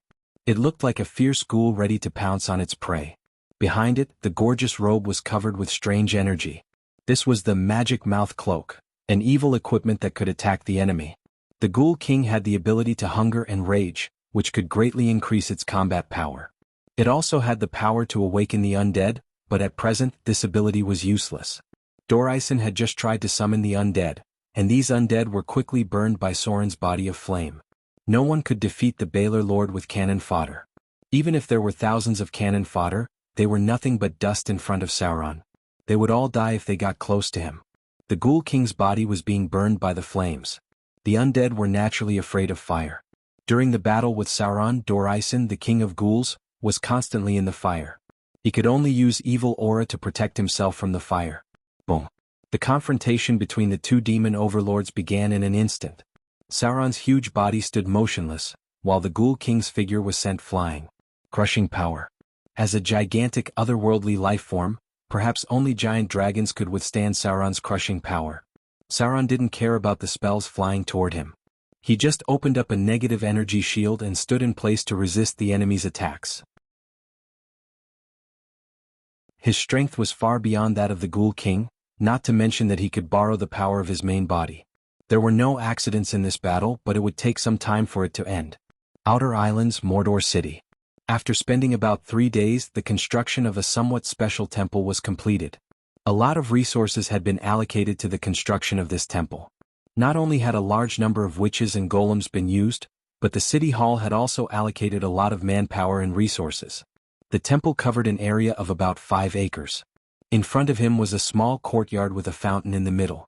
The pillars of the temple were made of 1-meter thick marble, and on both sides stood a pair of black cat sculptures. The eyes were carved with precious stones and looked very lifelike. There were no murals inside the temple. These were all completed by the priests later on. In the middle of the temple was a prayer altar, and in front of it was a statue of a cute cat-human girl. That was right. This was Lulu's temple. As Sauron's vassal god, her shrine was built on the right side of the giant god temple, like a satellite that protected the main shrine. Currently, Lulu's church was very small. It only had about 100 or 200 people. Some of them were creatures who were being guided, while the others were mortals who served. Lulu didn't have many responsibilities. But in the underworld, there was a team of death servants at her disposal. Her current main task was to ensure that the souls reached the underworld. When the temple was completed, Sauron had also come here and left his mark here with his blessing. Because she was Sauron's vassal god, some of his believers' faith would be transferred here when they prayed and sacrificed. Most of the vassal gods didn't have a large church, so part of their divine power relied on the main god. For now, Lulu's learning progress was very fast. She could already bestow level 1 to 5 divine spells to priests. But as a new god, she still needed a long time to grow. When she could bestow level 1 to 8 divine spells to her believers, Lulu would be truly qualified. Under normal circumstances, unless one was a god's chosen or a god's chosen, they couldn't use divine spells above level 9. If a believer's strength was close to legendary, then a god with weak divine power would basically turn them into a god's chosen. This was because these believers were incomparably important to them. Bottomless Abyss, 421st floor, White Kingdom. Along with the Ghoul King Dor-Isen's unwilling roar, his body turned into charcoal in the fire. Countless divine light appeared, most of it poured into Sauron's body, while a small part flew to the others. The Ghoul King Dor-Isen's domain was chaos, evil, illusion, trickery, and hunger. The power of chaos was repelled by Sauron, and the power of evil was absorbed by him. The same was true for illusion, and trickery was integrated into Sauron's body. As for hunger, it was completely repelled by the surviving ghouls. After that, the ghouls who had obtained divinity began to frantically escape. This demon lord couldn't bring Sauron too many benefits. Because of the repelling power, Sauron only obtained a new domain, trickery. As for the other powers, most of them were absorbed by the demons, especially the Chaos domain, which was the dominant one. Some of the nearby demons even advanced. Raise this place. Sauron frowned and withdrew his sword. Then he ordered, kill all the ghouls. Prepare to restore the Abyss blood pool. The demon incarnation had accumulated a lot of divine power. These powers had not yet been integrated into the main body. Only when Sauron felt that the time was right, when the main body and the demon incarnation were reintegrated, the divine power would merge. After the complete integration, the demon incarnation was like an avatar. It could act alone or cooperate with the main body like the Queen of Spiders and the Lady of Night. Now, the Ghoul King had been eliminated. Sauron's next target was the Gnoll King Jianghu. However, before he started, he still needed to win over an important ally.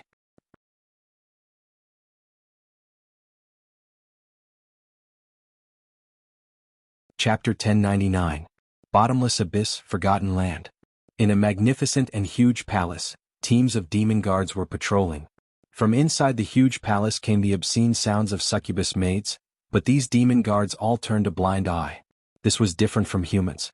The reproduction of demons did not rely on mating to complete, and the same principle applied to devils. Therefore, mating in the lower planes was a kind of entertainment, and it was entertainment that only high-grade demons could enjoy. But even so, not all demons enjoyed this sport. They were more keen on using killing and fighting to pleasure themselves. After all, the Tana-Ri demons that now ruled the bottomless abyss were born from greed, destruction, lust, killing, rage, and other emotions. Inside the palace was a super big bed that was nearly 20 meters long. It was covered with soft fur and silk. Ordinary fabrics could not withstand Sauron's tossing. These furs came from ferocious demonic beasts, and the silk was made from the spider silk of the pit purgatory black spider. It had to be said that the spider silk produced in the kingdom of the Queen of Spiders had always been a high-end product in the lower planes. It was traded to the demon lords and archdevils through the demons. 7 or 8 beautiful succubus were lazily lying around the big bed. And the one who was serving Sauron was the succubus lord, Rhaenys. As the first succubus to serve Sauron, she was now a secondary demon lord who ruled over more than 300,000 square kilometers of land. Her status was second only to the red shroud of the bottomless abyss. Master. Rhaenys knelt at Sauron's feet and whispered, "Are you really going to see Cridiana? She doesn't seem to be trustworthy." Sauron looked down at the succubus lord at his feet, smiled and shook his head and said, "I don't want to see her." Succubus had always been like this. After all, they were succubus Tana-Ri demons born from lust. Rhaenys was afraid that Sister Glory would threaten her position, so when she learned that Sauron was going to see her, she felt uneasy. Sauron did not want to see Sister Radiance. He wanted to see the succubus queen Mechanut. As a demon god who became a god through lust and taboos, Mechanut was also affected by the Avatar crisis. As a succubus who was not good at head-on fighting, she was smart enough to hide in a safe place. That was the Forgotten Land. Sauron got up and walked out of the palace. Succubus maids would clean up the messy battlefield inside. Soon, groups of demon guards gathered and followed Sauron to the arena. After taking over the White Kingdom, Sauron's territory spanned across 3 levels. It was very difficult for one person to manage such a large territory, so Sauron enfeoffed over a dozen lesser demon lords. These demon lords helped Sauron manage the territory while regularly handing over a portion of their souls and offerings according to the rules. Sauron assigned the territory according to the order of the human kingdom. He did not care about the size of the territory. What he wanted was more demon troops. Thousands of hired demon guards followed Sauron to Sister Glory's territory. After such a long time, the steel fortress here had been rebuilt. Although the strength of the succubus legion had been divided, it was still a powerful force in the bottomless abyss. Sister Radiance, Cridiana, welcomed Sauron's arrival. In the face of Sauron, who had become a demon overlord and ruled 3 levels, Cridiana also bowed her head to express her respect. "I want to talk to you in private." Sauron waved his hand to signal the demon guards behind him to retreat, then glanced at Cridiana and the higher succubus maids behind her. The expressions of the 2 succubus changed slightly. Then the other demons retreated, leaving only the 3 of them. "Should I call you the Queen of Succubus, Mechanut?" Sauron's expression had a hint of playfulness, and his eyes fell on the higher succubus behind Cridiana. The other party's identity was exposed early on. But Sauron did not have the strength to show his cards to her in the past, and now he had no fear. Giggle? The higher succubus standing behind Cridiana let out a chuckle, then her figure changed. A mature and gorgeous succubus with long black hair wearing a silk robe appeared in front of him. She was more seductive than the other succubus. There was always a playful smile on her red lips, as if she did not care about anything. Behind her was a tail with sharp barbs. She was the queen of succubus, Mechanut. After thousands of years in the abyss, she gradually grew from a small succubus lord to a demon giant. Caution was her motto. Even if it was the Avatar crisis, she had successfully passed through it safely. The Radiant sister, Cridiana, stood behind Mechanut. Now that the cards had been laid out, the next step was a deal between the 2 demon giants. As the daughter of Mechanut, she had no right to speak. Mechanut was a special existence. She doted on the succubus and could even tolerate the willfulness of succubus, but she was cruel to other demons. The succubus queen loved to play and abuse her enemies. She was an extremely dangerous and seductive demon lord. "Honorable Baelor Lord, Your Excellency Sauron." Mechanut bowed slightly to express her respect, and at the same time she showed her best curves.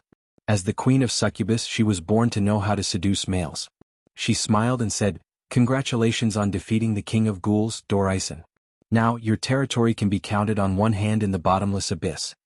Sauron smiled without the slightest pride, as if he didn't care about these results at all, but said seriously, "Your Excellency Mechanut, the Avatar crisis is about to end. Are you still going to hide here? You know, now is the time when your enemy is at his weakest. If you don't kill him now, it will take more than 1,000 years for you to have such a good opportunity." Mechanut's enemy. That was naturally the king of gnolls, Jianghu. Sauron had killed the king of ghouls, Dorison, which was equivalent to cutting off Jianghu's most powerful claws. The ultimate purpose of his trip was, of course, to persuade the queen of succubus to send troops to attack Jianghu, the king of gnolls. Hearing Sauron's words, the queen of succubus, Mechanut's face changed slightly. Then she smiled and spread out her hands and said, "As you can see, Your Excellency Sauron, my strength has been greatly reduced. My children thought that I had fallen, and now they have divided my army. I'm just a lone wolf now, and I can only control such a succubus army.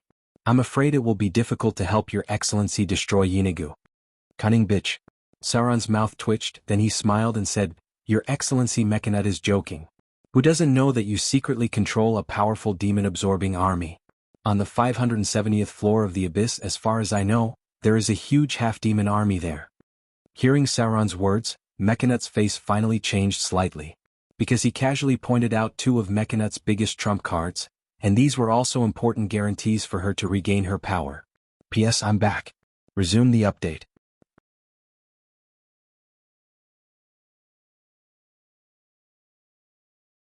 Chapter 1100. Mechanthus was definitely the most difficult bitch to deal with in the multiverse. She had many lovers over the long years.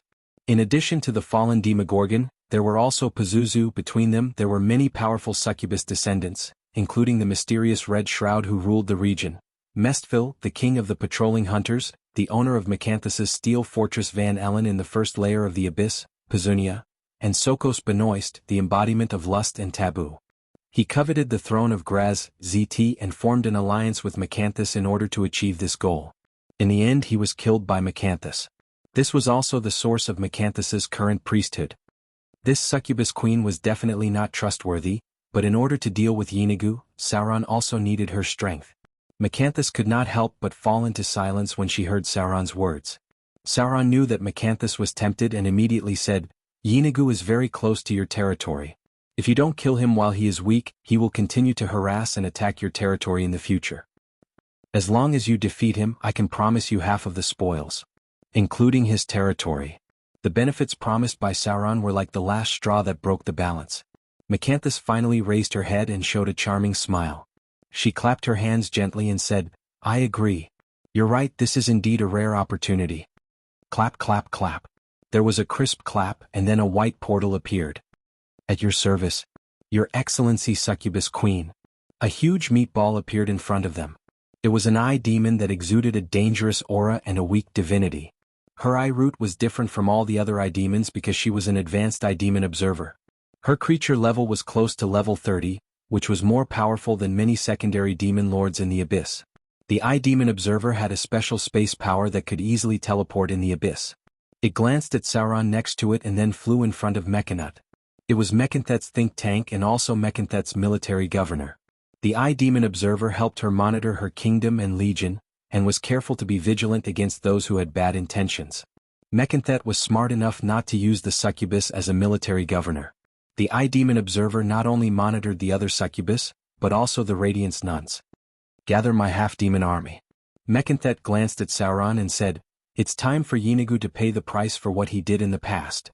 In the bottomless abyss, benefits were the only thing that mattered. Sauron convinced Mechanut, and she also believed that the two powerful demon lords would completely eliminate the enemy. "Very good." Sauron stretched out his hand with a smile and said, "Then, we only need to recruit one more target. Who else should he rope in?" Mechanthut just thought for a moment and knew who it was. The old enemy of the Gnoll King Jianghu, the Tauren King Buffett, the demon lord of the 600th floor of the abyss, and the monarch of the Purgatory Tauren. His followers and servants were mainly Taurens and trolls. A demon lord who was not powerful but had fought with Jianghu for thousands of years. When Jianghu was still weak, he could not destroy Buffett, the Tauren king. But when Jianghu was strong enough to destroy him, Buffett, the Tauren king's secret supporter, also appeared. That was the terrible Tsang Yi, the mother of demons in the bottomless abyss. She was the mother of many demon lords, including the Dark Monarch, the Shadow Demon Queen, and so on. In the Scroll of Darkness of Oman, she was called the mother of the entire Tanari race, but this was not recognized by many demon lords. One thing for sure was that Tsang Yi liked to seduce powerful demons and find ways to give birth to offspring. The number of these offspring was huge, but not many survived. Among them, only 3 to 5 became demon lords. Through Tsang Yi, the Tauren king Buffett came into contact with the even more ancient demon lord, Chrysalis Sovereign. After spending some time with the Chrysalis Sovereign, Buffett built the Tower of Jurisprudence and began to cultivate and create a unique demon that he came up with. Legend has it that it was a mutated bull demon. Buffett, the Tauren king, had always wanted to join forces with Mekanthet because of his hatred for Jianghu.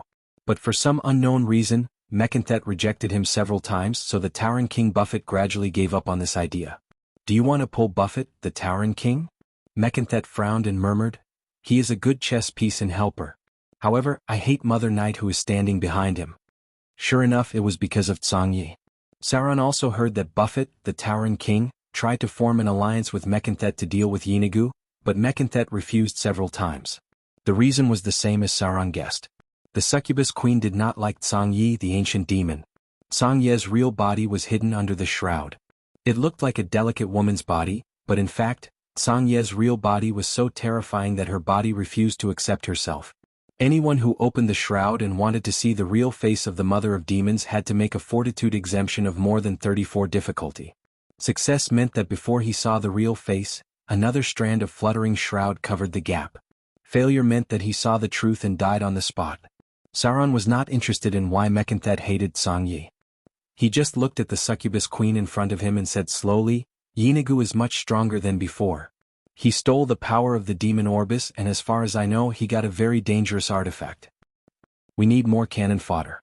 Jianghu's own power was not strong in the abyss. But Jianghu was a lucky guy. There was a very ancient demon Orbis on his level, a half-dead ancient demon lord. Jianghu rose quickly and collected a very powerful artifact. That was Flail of Time. This artifact had a total of 5 heads. Soren got 2 of them and gave them to his saint necromancer, Milan, but the other 3 heads had fallen into the hands of Jianghu. This made Jianghu's combat power greatly increased. In a head-on battle, almost no one could withstand the crushing attack of the Flail of Time. Fortunately, he had only obtained 3 heads.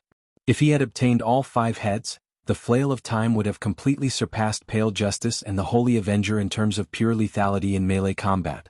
To some extent. The complete version of the Flail of Time was the artifact with the highest damage in the material plane, the most stable damage, and the most damage attributes.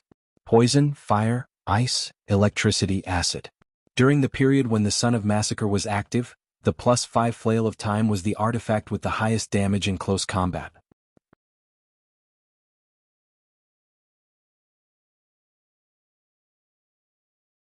Chapter 1101. The 600th Floor of the Abyss. Persuading Bafeman, the Tauren king, was easier than Solon imagined. This demon lord had hated Jianghu, the Knoll king, for thousands of years, so when there was a chance to completely destroy this enemy, he agreed without any hesitation. Especially after Jianghu's strength grew and often invaded his territory, the Tauren king Buffett had already thought of a counterattack while Jianghu's strength was weakened. The Minotaur king was 12 feet tall when he stood up. His body was bulky and huge. His muscles were exaggerated under his thick black hair. His head looked like a demonic bull's head. His huge, forward-curving horns were stained with the blood of countless victims.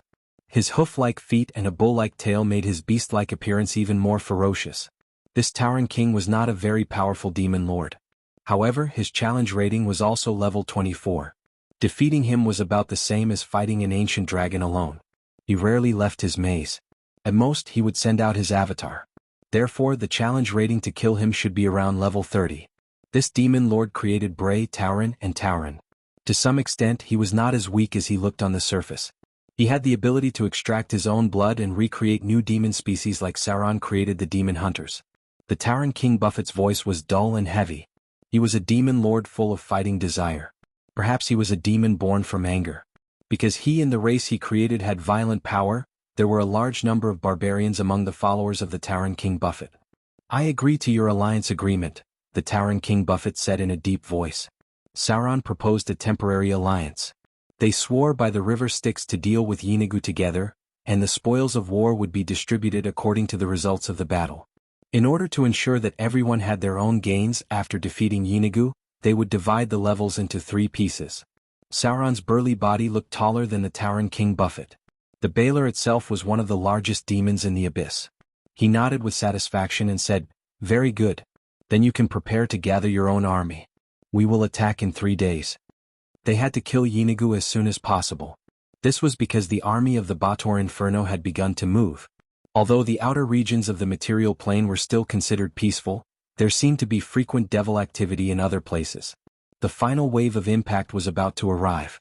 The true elites of the devils had yet to appear, and the ones that appeared now were just small fries. When the devils confirmed that the strength of the material plane had plummeted, the army of devils that had occupied most of the 10,000 abyss planes on the first level of the abyss would be mobilized. By then they would only leave a small part of their army to guard the place, while the rest would go to the material plane to wage war. Sauron must kill Jianghu. In this way he could smoothly take over the steel fortresses controlled by Jianghu on the first and second layers of the abyss.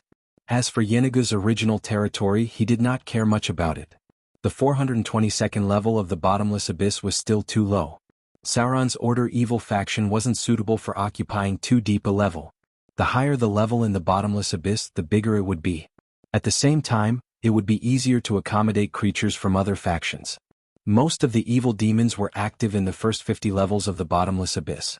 They wouldn't go any further than that unless it was an important transaction. Time passed very quickly. In the distant city of Moder, when the army of devils in the Golumba arena began to gather, a huge beheading sword finally took shape in the temple of Moder. Soul Slayer, Dark Demon Sword. Endless death aura emanated from this supergiant beheading sword.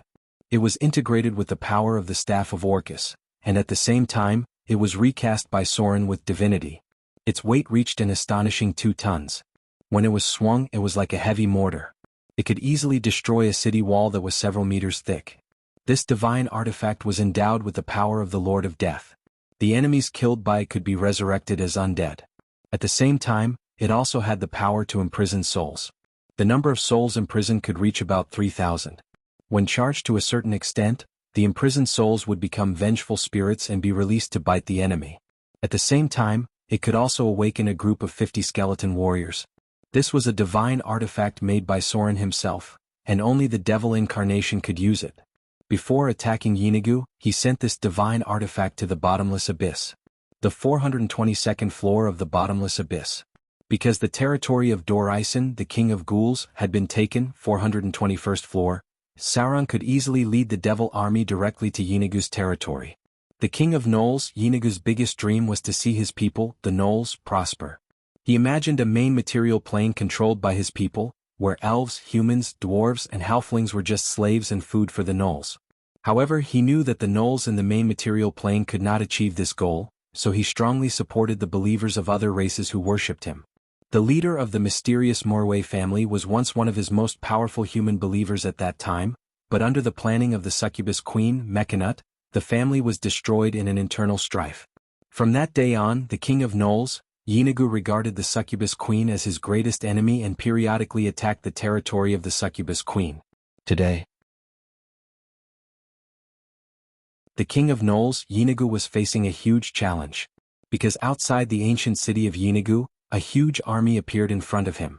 The Purgatory Tauren army from the 600th floor of the bottomless abyss, the half-succubus army from the 570th floor of the bottomless abyss, and the devil army from the 3rd floor of the bottomless abyss. It was a little different from the other floors of the bottomless abyss. The ancient city of Jianghu had a large number of human slaves, which were all obtained by the king of gnolls from other planes. This was a very smart and far-sighted demon lord. About 2,000 years ago he had been keeping humans, dwarves, elves, halflings, and other races in captivity. These were all races that accidentally entered the bottomless abyss and were bewitched into the abyss. Jianghu turned them into slaves and kept them in captivity. At the same time, he found ways to let these slaves gradually reproduce, and the largest number of them were humans. He enslaved these human slaves with cruel rule. Almost every year, some human slaves died, and these dead people were food for the gnolls. Only in rare cases would Jianghu reward the gnolls with living human slaves, and these human slaves often did not live long. He kept other races in captivity for the gnolls as slave labor and as rations for the gnolls.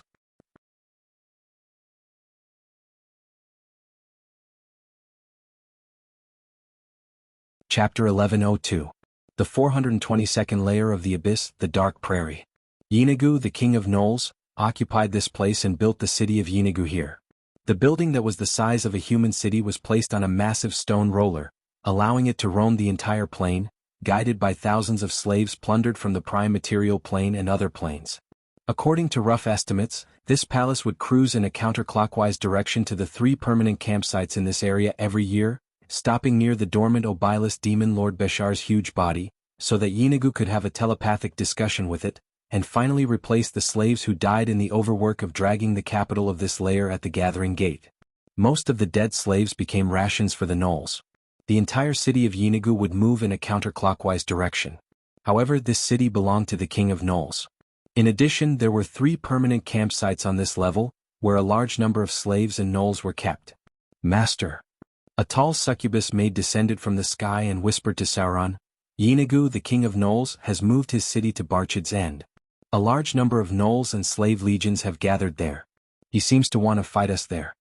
Barchid's End. When he heard this name, Sauron's face changed slightly. Because this was the body of an incomparably ancient Obilus demon lord. This huge body was still exposed on this level like the body of a giant whale stranded on a beach. Jianghu should want to use the power of Barchid to deal with us. The figure of the succubus queen, Mechanut, appeared and frowned.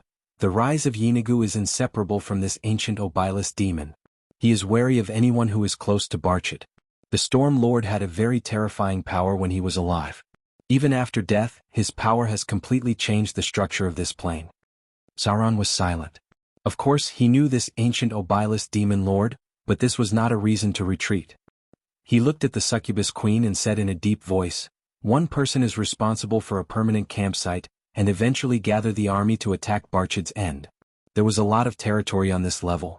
There were believers of Jianghu and other dangerous predators in the vicinity, and the greedy undead creatures belonging to the Ghoul King, Dorisen, bred in the Howling Peaks. Although the Ghoul King, Dorisen, had fallen, Jianghu still controlled a huge army of ghouls.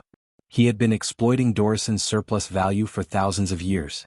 At this level, he had raised thousands of ghouls to help him guard the slaves of other races. Dark Prairie. This vast territory had countless wild gnolls, coyotes, carrion-eating coyotes, as well as many violent beasts gathering. There were several important locations on this level.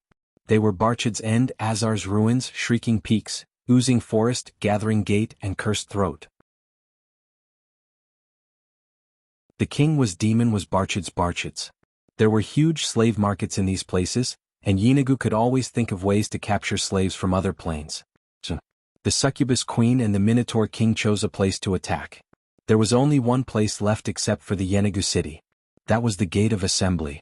This level was heavily guarded, and it was also Jianghu's most important stronghold. The Gate of Assembly was a huge circular teleportation portal.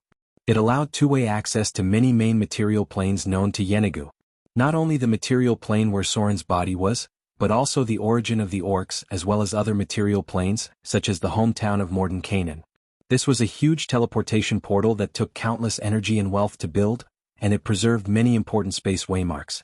The gnolls, who belonged to the evil church of Jianghu, would be transported to the realm of Jianghu through the portal.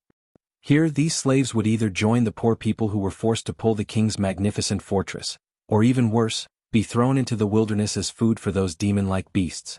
The gnolls were a creature that reproduced in many planes. As the ruler of this race, Jianghu could lock many planes through his believers, which was one of his advantages.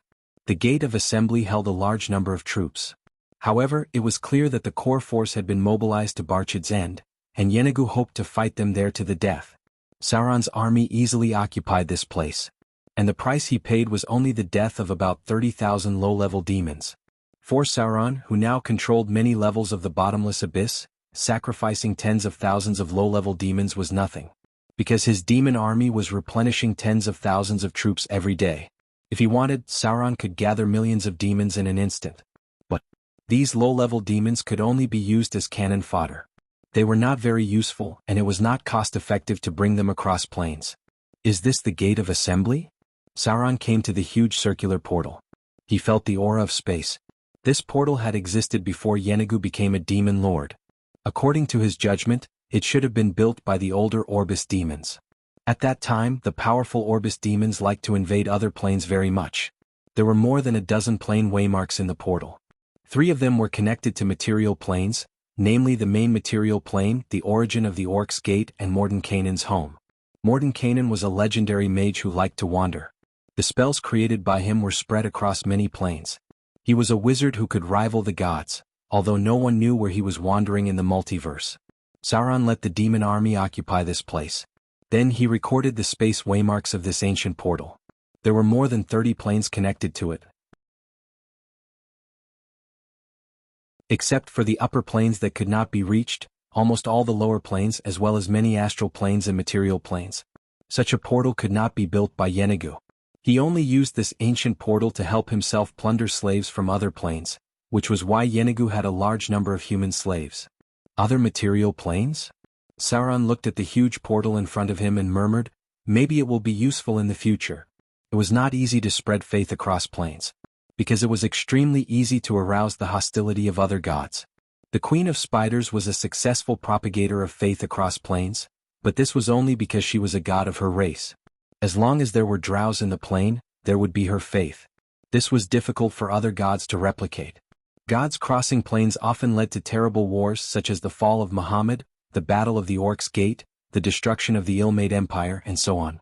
However, this was not impossible for Sauron because he was the Lord of Death. If he spent more energy to spread faith to other planes, it would not be difficult. The soul would eventually return to the river Styx. P.S. Not today. That's all.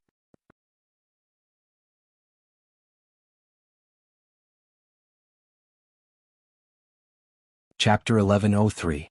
Countless coyotes were torn apart by the demons. The low-level demons tore the flesh and blood of these beasts. They were all raised on the grassland by Jianghu and were also used to cultivate wild gnolls. The laws of this plane were also changed by Jianghu. This was the home of the gnolls. The demons themselves could not dominate. Jianghu used a special method to select the strong from the wild gnolls and then transform them into purgatory gnolls. The real abyss gnolls were gathered near the ancient city of Jianghu, and there were also a large number of human slaves. The gnolls liked human flesh and blood very much, so Jianghu would find ways to rob a large number of human slaves from the material plane every year. The Gathering Gate was originally a very important portal, but in the end, it was used for such a low-level purpose. Sauron left a 30,000 demon army to guard the Gathering Gate, and then led the army to the ancient city of Jianghu. For now, the ancient city of Jianghu stopped at the end of Barchid. Long before Jianghu dominated this plane, this was the domain of the Storm Lord, the demon of Obylis, Barchid. Although the betrayal of the demon Tana-Ri finally cut off Barchid's connection with this plane and squeezed his vitality out of his huge lifeless shell, the pain of Obylis' death had lasted for countless years. Now this huge and strange demon was similar to a twisted beached whale, unable to move on its own, and could only be exposed to the scorching sun of this plane. Again and again the coastal rock formations that supported his half-dead body were shattered by violent hurricanes and acid rain. Barchid's once perfect control of the weather was inadvertently triggered by the unbearable pain of slow death. Although he could no longer speak, Barchid still retained a fragment of his once vast consciousness. If he communicated through telepathy, he would talk in a slow and melancholy tone about an era long before the birth of Tana-Ri, about the rise and fall of the oldest demons. A trusted frequent visitor might even overhear Barchid's narration that demons didn't originate from the bottomless abyss. Instead, they migrated here from another place after abandoning their evil creator race that had already disappeared into the river of history. Jianghu was curious and surprised by these legends, even if he did not fully understand their importance. For a long time, the Gnoll Lord had modified the route of the mobile fortress and made it a yearly trek so that he could talk to the dying demon Obylis. This was a space where the laws had been changed by a powerful force. There was such a saying in the multiverse. The gods of order created the world and the demons came uninvited. The third generation of Tana-Ri demons were the Aborigines. They were born from the desire of humans extracted by the Orbis demon. In the ancient war, the Tana-Ri demons won and replaced the Orbis demon to gain the ruling power of the abyss. However, over the long years there were still some Orbis demons left. In the boundless astral world, there were also enormous corpses left behind from the battle between the oldest order ancient gods and the earliest demons. These ancient god corpses floated in the astral world, occasionally giving birth to the incomparably powerful Wumians. Bakhard was an Orbis demon who was on the brink of death. He was already dead. But no matter what, he didn't seem to be completely dead. Part of Bachard's ancient memory still remained, and he could use telepathy to communicate with some intelligent creatures. He was the Storm Lord. Even among the demons of Orbis, it was extremely powerful. Now, its body was exposed on this level and it was impossible to calculate how huge it was. It could only be judged based on the exposed body. Even the 100-armed giant was just a little guy in front of it. He was like a beached giant whale. Part of his body had been covered by rock formations over the long years. The power emitted by this ancient Orbis demon changed the climate of this space, making it often shrouded in strong winds and acid rain. Yenago was the only visitor here. Since gaining the ruling power of this level, Yenago was wary of anyone approaching Bachard's body. When Sauron's army arrived, they felt the power of a terrible storm. The dark clouds shrouded the earth as if something terrible was brewing. This was the original demon. He came from another world, fought with the gods of order, and created the abyss. But fortunately he was already dead. It was just that this kind of existence was very difficult to die completely, just like the corpse of the ancient gods. But it was also very dangerous because it was difficult for creatures of this level to die completely. The consciousness of the Orbis demon lord was still there. The pain of his death had lasted for tens of thousands of years, but even so, part of his consciousness still appeared from time to time. The situation is a bit wrong.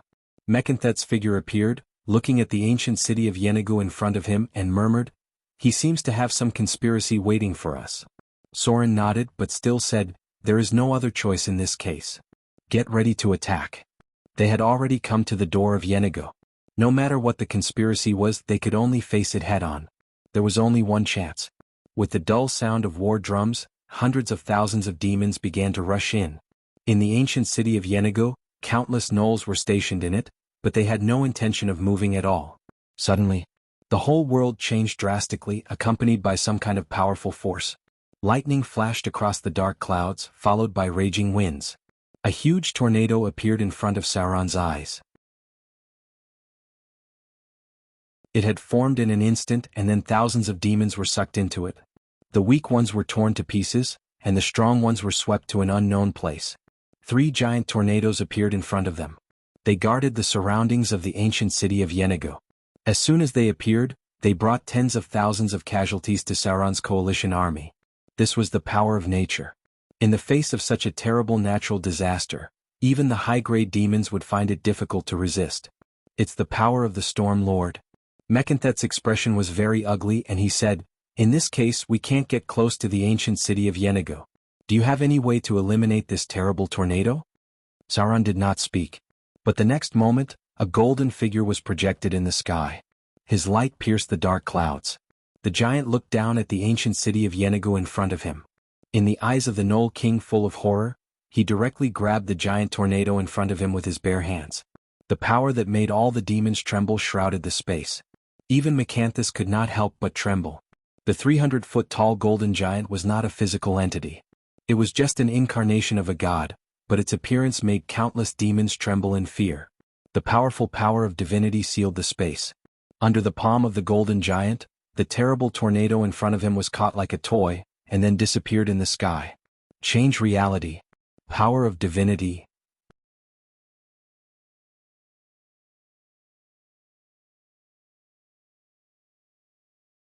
Chapter 1104. A Great Divine Power. For a moment, countless thoughts flashed through the mind of the Queen of Succubus, Mekhanut, but in the end she did not do anything. The power shown by Soren's body shocked these demons and made them fear the gods. The Lord of the Dead was the master of the underworld.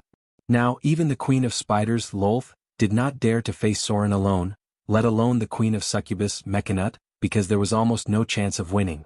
After obtaining the throne of the Lord of the Dead, Soren's identity was already at the level of the main god of a divine system. Now all he needed to do was to wait for the Avatar crisis to pass. As long as the Avatar crisis passed safely, then he would be one of the most powerful main gods of the human divine system.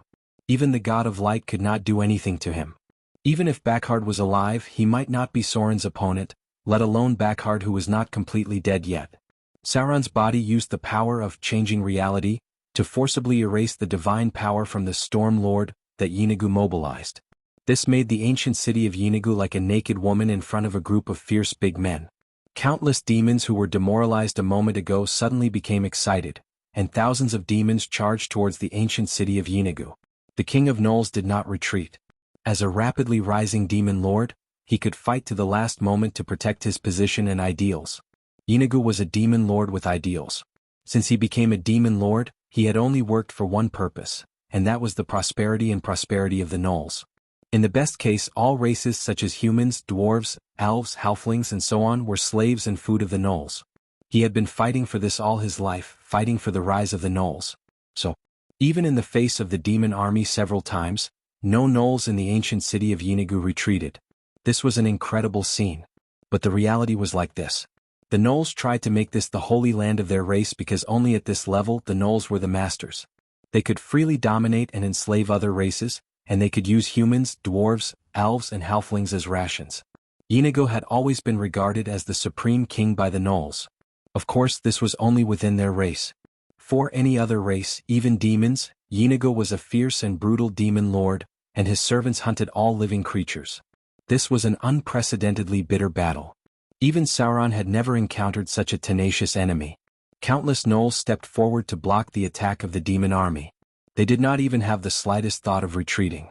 They stubbornly guarded the castle that was stained with the blood of countless humans, demons, dwarves, elves and other races. Jianghu stood on the front line with 3 shackles in his hand. There were already many corpses of high-level demons around him. He roared like a wolf, but he never thought of taking a step back. If he wanted to, he could escape. But from then on he would be like a stray dog, never able to take back his territory. Therefore Jianghu chose to fight to the death. As the ruler of the Gnolls, he could not give up everything. In this world, good and evil, right and wrong were not so absolute. Every year, Jianghu plundered and killed thousands of humans from other worlds, but among the Gnolls he was the king who was absolutely respected and worshipped. It's time to end all this. The figure of the Tauren king appeared. The tall and burly him led a group of giant bull demons to join the battle. The hatred between him and Jianghu had lasted for countless years. There were few places in the abyss where one could eat beef, so the second favorite food of the Gnolls was the Taurens. Jianghu's servants liked to attack the believers of the Tauren king very much, and the agile Gnolls often had the upper hand in the battle. Thousands of bull demons and giant bull demons joined the battlefield with battle axes. They charged fanatically to vent their hatred and anger. The descendants of succubus and humans also began to advance. Mechanthet tempted a large number of humans, and many of them had descendants with succubus. These half-demons were one of the main forces of the succubus queen. Go! Sauron waved his hand, and groups of fire demons also joined the battle. The destruction of Jianghu was inevitable. Sauron could not allow Jianghu to stop him. No matter what his position was among the Gnolls, he must crush him. The real main force joined the battlefield.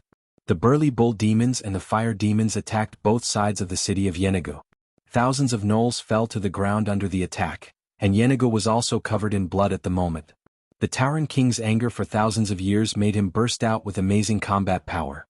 The two sides had fought hundreds of rounds and he was injured all over. Sauron finally made his move. Accompanied by surging flames, his huge body fell from the sky. Mechanthet just watched from a distance, his eyes shining with an unknown light, and no one knew what he was planning. Clang! The Soul Slayer's giant sword and the year's flail burst into dazzling flames. Fortunately, the other party did not get all the year's flail, which gave Sauron a very obvious advantage. There were corpses of demons and Gnolls all around. Sauron's attack was like a storm, relying on the advantage of the supergiant demon's body to suppress the enemy. He had the power from his body. Jianghu himself was not strong, and his rise was inseparable from Backhard. The fierce battle lasted for a long time. In the end, the body of the Gnoll king Jianghu fell, and with his death, countless Gnolls let out mournful wails. Then these Gnolls began to scatter and flee. Their king had died and the Gnoll kingdom would be destroyed. There would be no Gnoll kingdom in the bottomless abyss, and they could only flee like stray dogs. Cheers sounded. But it was not from the demons but from the enslaved mortals. After the battle broke out, human slaves began to rise up. They hated these gnolls more than the demons. This city that represented the glory of the gnolls had become the tomb of the gnolls. Their slaves included humans, demons, dwarves, elves, orcs and so on. Now these slaves quickly rebelled.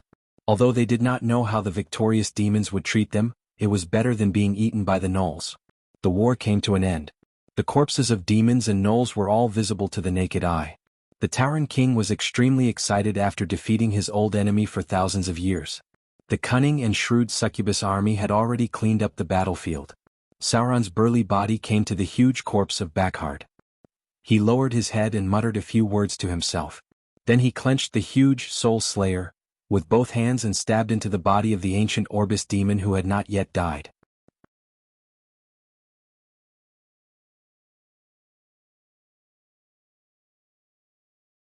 Chapter 1105. If he was killed by Sauron, he would never be resurrected again. The death of Jianghu represented the end of the gnolls. From today on, the gnolls were no longer one of the powerful races in the Abyss. After losing the support of Jianghu, the Abyss gnolls would soon be attacked by the demons and other races. The 422nd floor of the Abyss was not the territory that Sauron needed, so the demon incarnation gave up part of the benefits in the final distribution of benefits.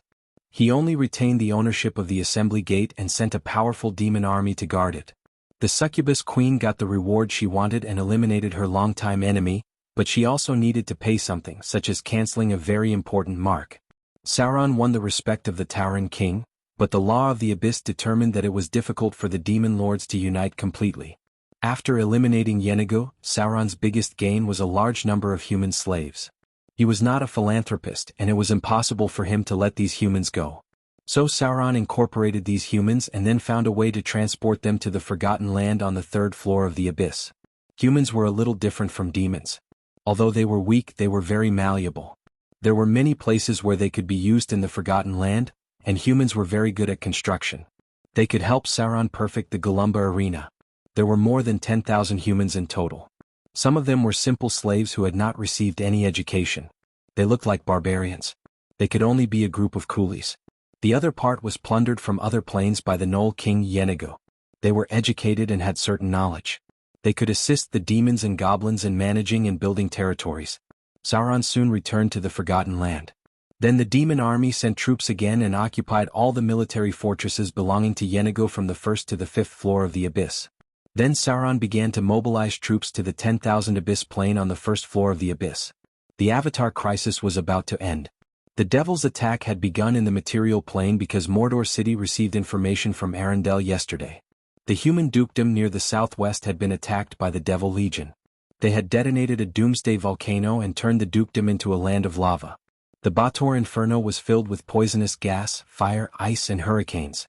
Demons could adapt to such harsh climates, but it was difficult for humans to survive. This was the most effective way to harvest souls on a large scale, using natural disasters to eliminate humans. The final battle had arrived. No matter how much Sauron had changed history, the Lord of Hell, Asmodeus, still had to carry out his plan. And this time, regardless of success or failure, he would be the biggest beneficiary. The strength of the gods was destined to be greatly damaged after the Avatar crisis, and it would be impossible for them to recover without hundreds of years. Meanwhile, in the distant overseas area, the city of Mordor had also entered a state of alert. However, the situation was different from the past. All the battleships near Mordor City were dispatched to other places, and there were not many people in the entire port area. The population was hit to the inner city. At the same time, above the island of Mordor, a huge defensive shield had been activated, covering the entire island. Sauron had prepared for such a long time. The most critical and important step of Mordor City's plan was finally about to start. Countless residents gathered in the central square, while Sauron's believers gathered in front of the temple of the giant gods to pray. A large number of academic witches were gathered and mobilized everywhere. At the same time, thousands of golem puppets were in charge of various places. In the center of Mordor City, a towering arcane tower had been fully activated, and Thaling had activated the ultimate energy shield. Prepare to activate the Mies energy core. In the cold mechanical voice, Thaling's high-speed report sounded, activate the central super levitation ring. Activate the Temple Auxiliary Levitation Ring. Activate the Defensive Energy Shield. Energy Shield operating at 100%. Activate the Elemental Furnace. Activate the Golem Legion. Activate the Detachment Device. Rumble. The whole world seemed to shake and countless people screamed, but then more violent tremors broke out. On the periphery of the island of Mordor, especially in the port area, a large number of houses collapsed instantly. The world changed color. The violent tremors from the ground set off huge waves tens of meters high, but they were blocked by the energy shield of the island of Mordor. Countless mortals screamed in horror, and even the soldiers who had been on the battlefield for a long time could not help but turn pale. At this moment, they were frightened by the terrible changes in the world. Detachment complete. The whole violent tremor lasted for nearly half an hour. A huge whirlpool had formed under the island of Mordor, and the whole island had been protected by a powerful energy field. There was a flat fracture layer below, and then endless seawater surged towards the city of Mordor, and the whole huge island gradually rose into the air. 30 meters. The whole island of Mordor was separated from the land and rose 30 meters into the air. The violent tremors gradually subsided. People's faces showed an expression of relief, and then they exclaimed in disbelief. The island of Mordor flew up. The island was protected by an unprecedentedly huge defensive energy shield. It directly broke away from the continental shelf and slowly rose, and finally flew to a height of more than 300 meters. Detachment complete. Everything is normal. Thaling's cold voice sounded, and then there were cheers of excitement around the arcane tower. Thousands of witches cheered as if they had completed some unimaginable feat. Many people ran to the edge of the island curiously. They looked down at the sea under their feet. The place where the island of Mordor was originally located had been submerged by the sea. We're flying. The huge island of Mordor left a huge shadow on the sea. It began to advance in the direction of the mainland. There was no vibration during the whole process, and there was no strong wind inside. The defensive energy shield maintained an internal ecological balance, blocking all the wind and impact outside. We finally succeeded. Gloria's expression was uncontrollable joy. At this moment, Fallen which was even more excited. She was full of pride as she looked at everything in front of her. Years of hard work and effort had finally paid off. The island of Mordor had finally been transformed into a huge floating city by them. In other words, this was a floating fortress. Under the control of the central tower, the entire island of Mordor began to fly in the direction of the mainland. This process took 3 days. After 3 days, the island of Mordor would reach the south coast and eventually float in the southern area of the Wind Spear Hills. Soren looked down at all this from the clouds. He looked at Vivian and Lillian beside him and whispered, "I said it. We will go back one day."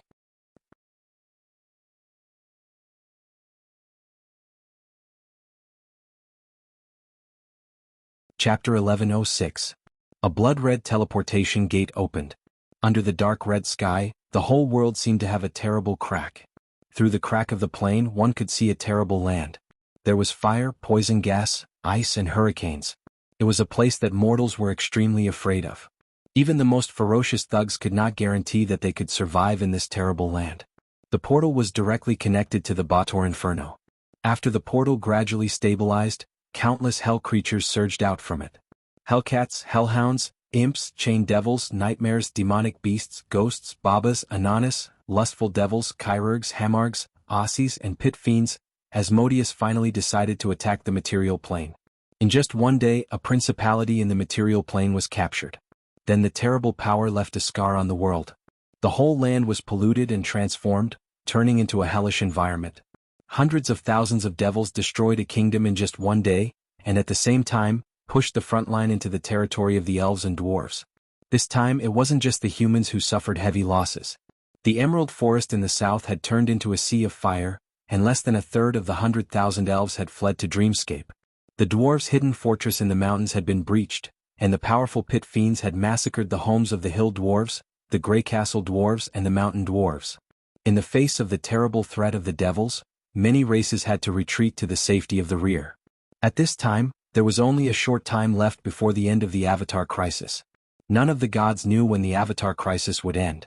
Maybe the terrible torrent of energy would disappear tomorrow, and they would return to their countries. Maybe it would take 10 days to half a month, then they would have to face the powerful Blood War Legion. The entire material plane's defensive line collapsed in just one day. No mortal could stop the advance of the devils, not even the most elite troops of the material plane. This was a terrible force composed entirely of elite troops with a challenge rating of 15 and above.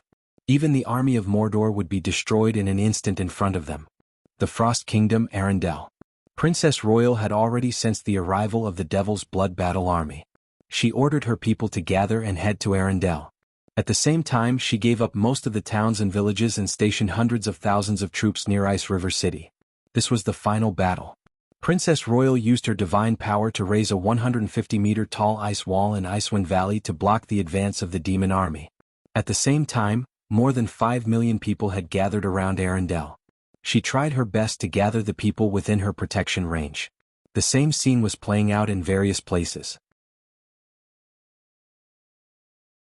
All the gods had a premonition that the Avatar crisis was about to pass. At this last moment, almost no gods were willing to fight with the devils. They gathered their churches and believers, and then set up lines of defense, waiting for the end of the Avatar crisis so that they could regain the powerful strength that gods could possess. As for the other mortals, they could only pray for their own good now. At this moment, the selfishness of the gods was completely exposed. Only a small number of gods were left to personally block the devil's attacks. Glorious City.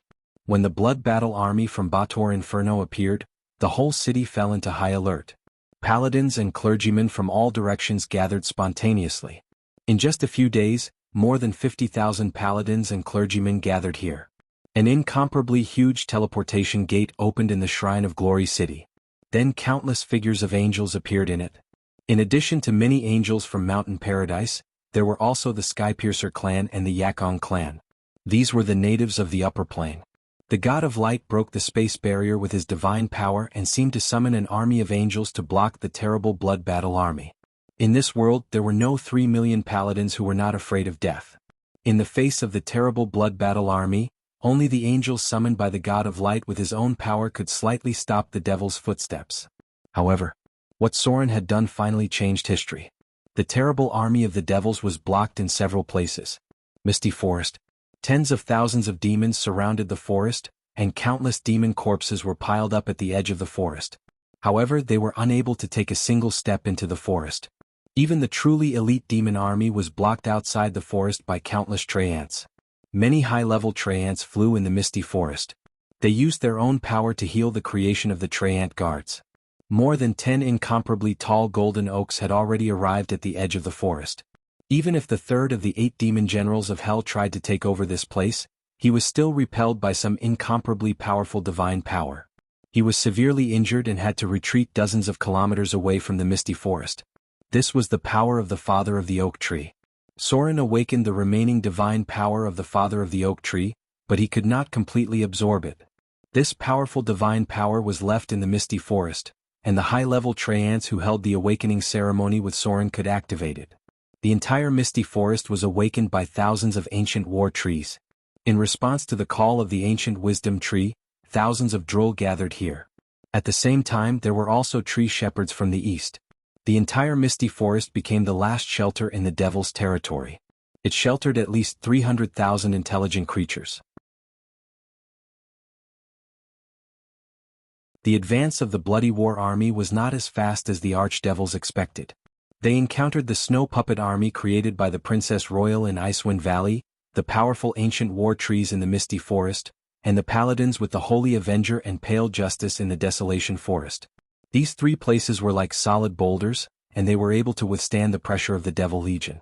At the same time, the witches from the Northern Tower also launched a counterattack. Soren provided them with the technology of the floating space tower, which made the Northern Tower's magic lock work again, covering the northern front of the Windspear Hills. The Devil Army was still advancing in the southern area, but the enemy in the northwest was like a fishbone in the throat, making the archdevils feel very uncomfortable. The Angel Army and the Bloody War Army fought a great battle in the Arthur Plains. Hundreds of thousands of troops were thrown into the battlefield. This was a large-scale battle for humans, but for the devils of the Bator Inferno, it was just an appetizer. Because this scale of battle was not worth mentioning at all for the bloody war in the bottomless abyss. The archdevils also had absolute confidence in defeating the enemy, they just needed to wait until the real elites of the Bloody War army were gathered. They needed to change the power of the law of the material plane and create a military fortress of the devils here. If Soren did not exist, this battle was destined to drag on until the end of the Avatar crisis. Then the gods who had recovered their power could slowly take back the lost land from the devils. This process may take a long time.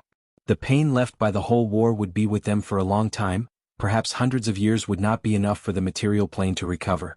But Soren had already expected all of this, and the plan that he had been preparing for a long time also exploded after the devils launched the attack. In the middle of March 1678 of the New Moon era, the devils of the bottomless abyss were restless. Under the summoning of a powerful devil lord, a vanguard of more than 1,000,000 devils began to advance from the lower level of the bottomless abyss to the first layer of the abyss plane. The abyss bloody war was summoning. After being suppressed by the devil army for nearly 1,000 years, a powerful devil lord relaunched a counterattack on the abyss plane.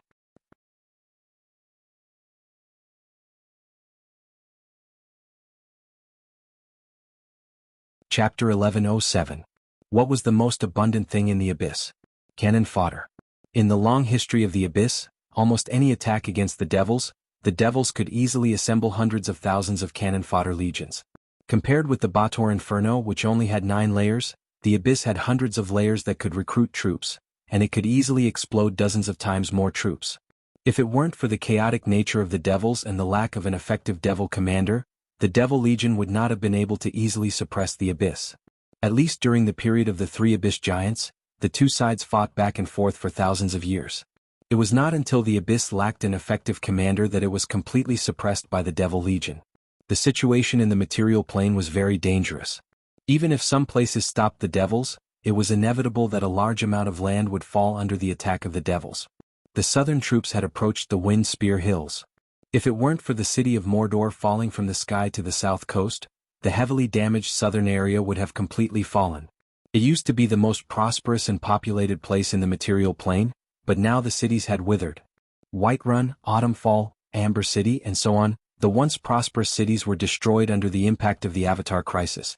Only a few areas under the protection of the gods in the entire southern area survived, and some weak gods such as the god of travel, the halflings' god of death, the pygmies' god of espionage and rebellion, the dwarfs' god of defense and god of travel, and so on, fell under the attack of the Grand Duke.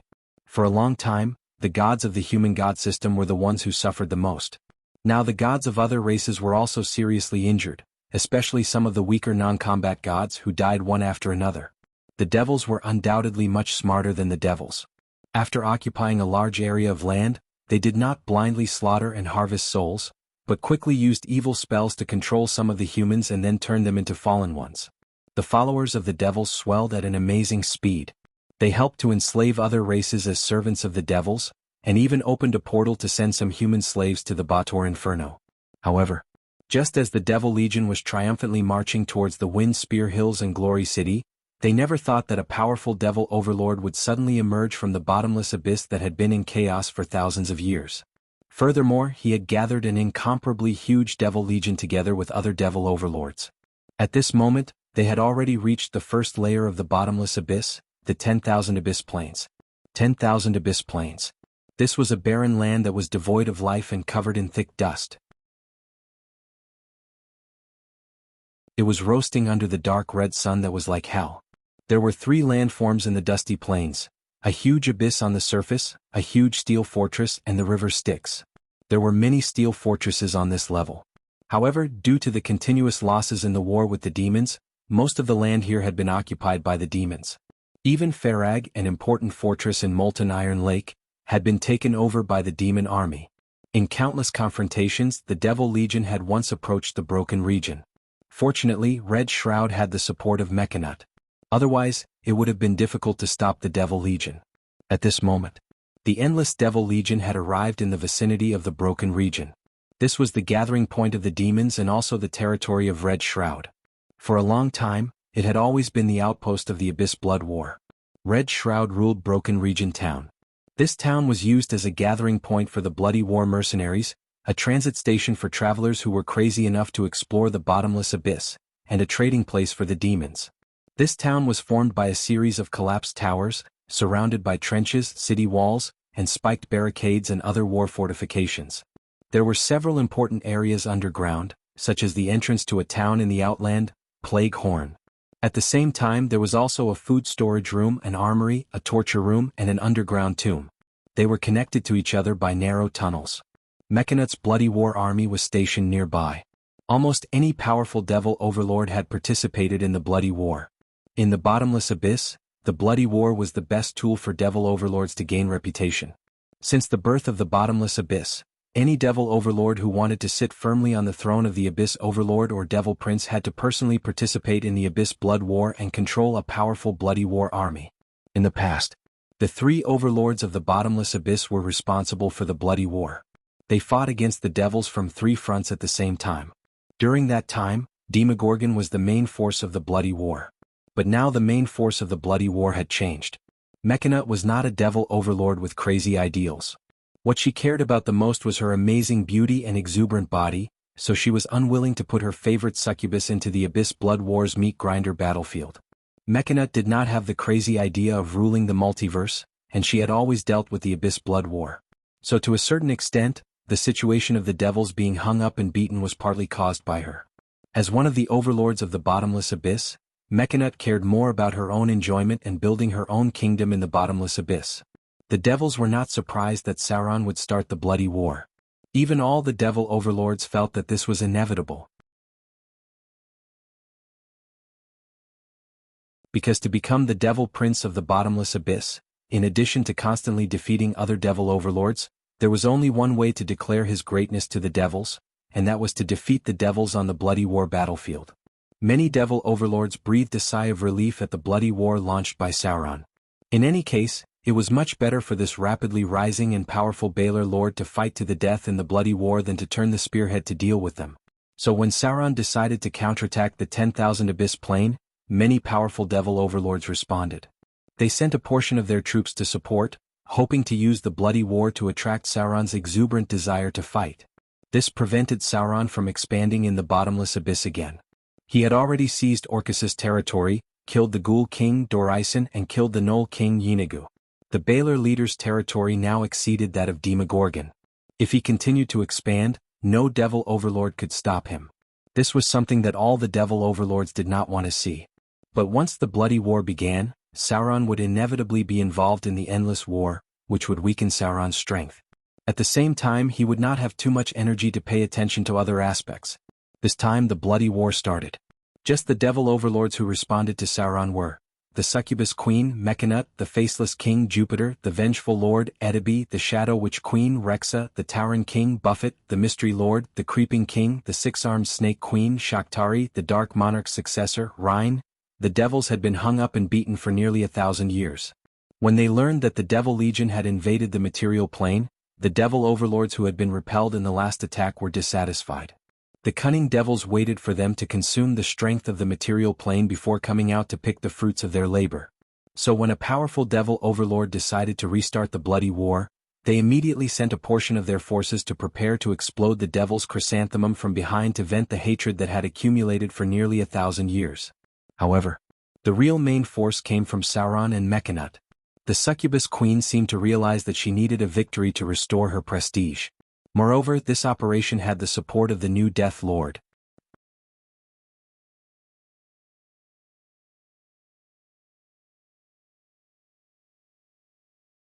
Chapter 1108. The Demon Lords were always fighting among themselves. But there was one thing that could unite them temporarily, and that was the Abyss Blood War. There was a very strange phenomenon during the time of the Abyss Three Giants. That was, the Dark King and Demogorgon were fighting to the death in the bottom of the abyss, while the Blood War Legion of both sides were fighting with the Devil Legion near the dissolved Iron Lake. At that time, the dissolved Iron Lake had not been lost. As one of the most important strongholds of the demons, it was an important force that could fight against the devils. The productivity of the abyss was extremely low. To some extent, it was not even qualified to carry the shoes of the devils. When there was the dissolved Iron Lake, it could barely compete with the devils. But after losing the dissolved Iron Lake, the Abyss Demon's metal production could not be self-sufficient. The main demand of the Abyss was now met by the demons' smuggling. However, after Sauron divided the Abyss, this situation began to ease. Especially after the connection between Motor City and the Abyss was opened, Motor City could absorb and digest the minerals occupied by Sauron, and then provide weapons and armor to the Devil Legion in turn. At this time, the mighty demon army had already approached the molten iron lake.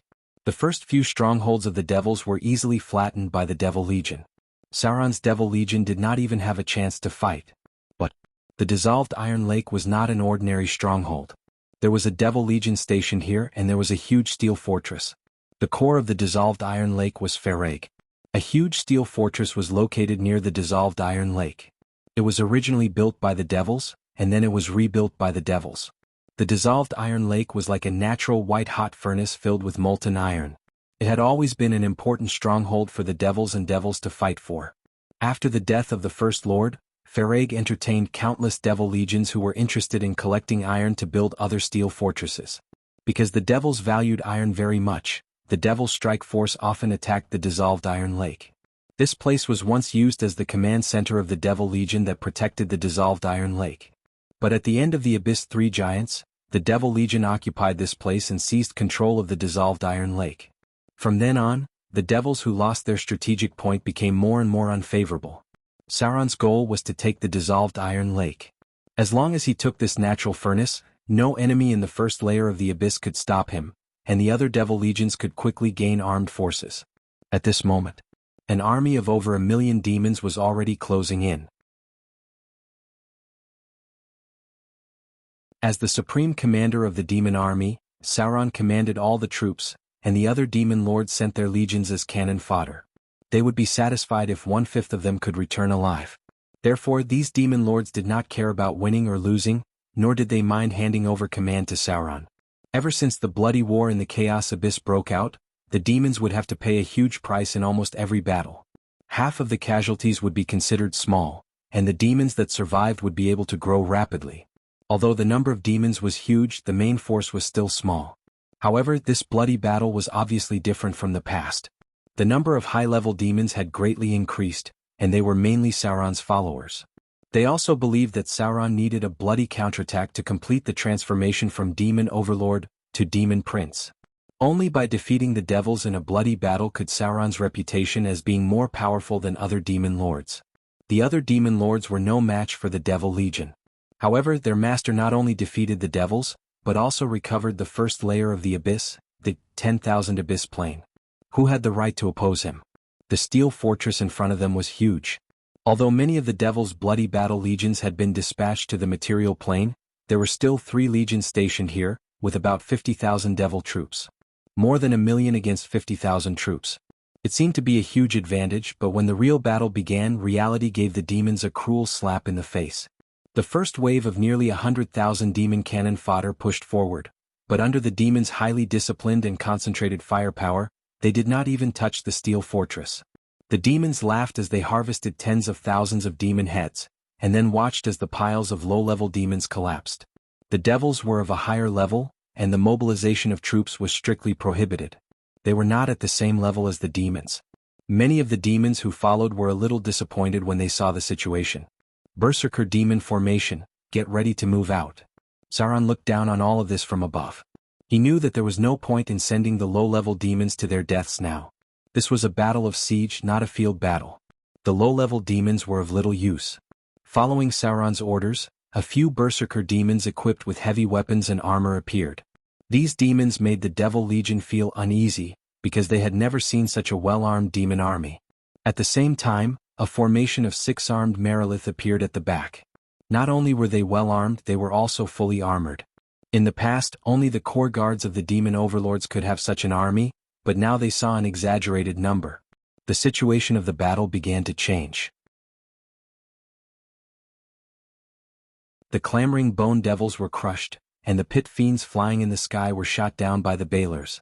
Under the cover of the berserker demons, the 6-armed Merilith army successfully approached the steel fortress, and then attacked a stronghold. The Balrog army move out. Sauron's face immediately lit up and he said decisively, "It's time for the Yugoloths to enter the battlefield." Some demon mercenaries from other planes joined the battle. Most of them were demons from the scorching inferno. Sauron had the aura of the Lord of Death behind him. This time, the demons were on the demons' side. The battle entered a state of slaughter. Even after breaking through a corner, the devils still stubbornly resisted the attacks, and even tried to counterattack a few times. In just 3 rounds of fighting, tens of thousands of mid-rank demons had died. More than 10 six-armed Merilith had died, and 2 Balers had died. The casualties were even greater than when they attacked the other demon lords. However, the huge casualties also brought about great results. The Devil Legion had lost about 20% of their forces. 20% didn't seem like much, but the Devil Legion only had about 50,000 in total. There were still millions of demons left, and this filled many of them with confidence. The gigantic bull devils took the initiative to join the battle, and an army of 50 beholders moved out as well. This was the reinforcements of the great matriarch of the beholders. Due to the small number of beholders, the entire army was only about 300. Beholders were perhaps the most deadly of all the powerful races, and they were also the most deformed in appearance. They had terrifying lethality, and even the devils found it difficult to deal with them. A group of beholders could form a dense barrage of light attacks. When they stood on the side with the advantage, they were almost like mobile cannons. The molten iron lake fortress was gradually collapsing. Demons were creatures that liked to beat up those who were down. After being suppressed by the devils for so long, seeing that they had gained the upper hand, many other demon armies didn't even listen to Sauron's orders, and took the initiative to join the battle and reap the lives of the devils. In the Abyss Blood War, there were always demons seeking to advance who took the initiative to join.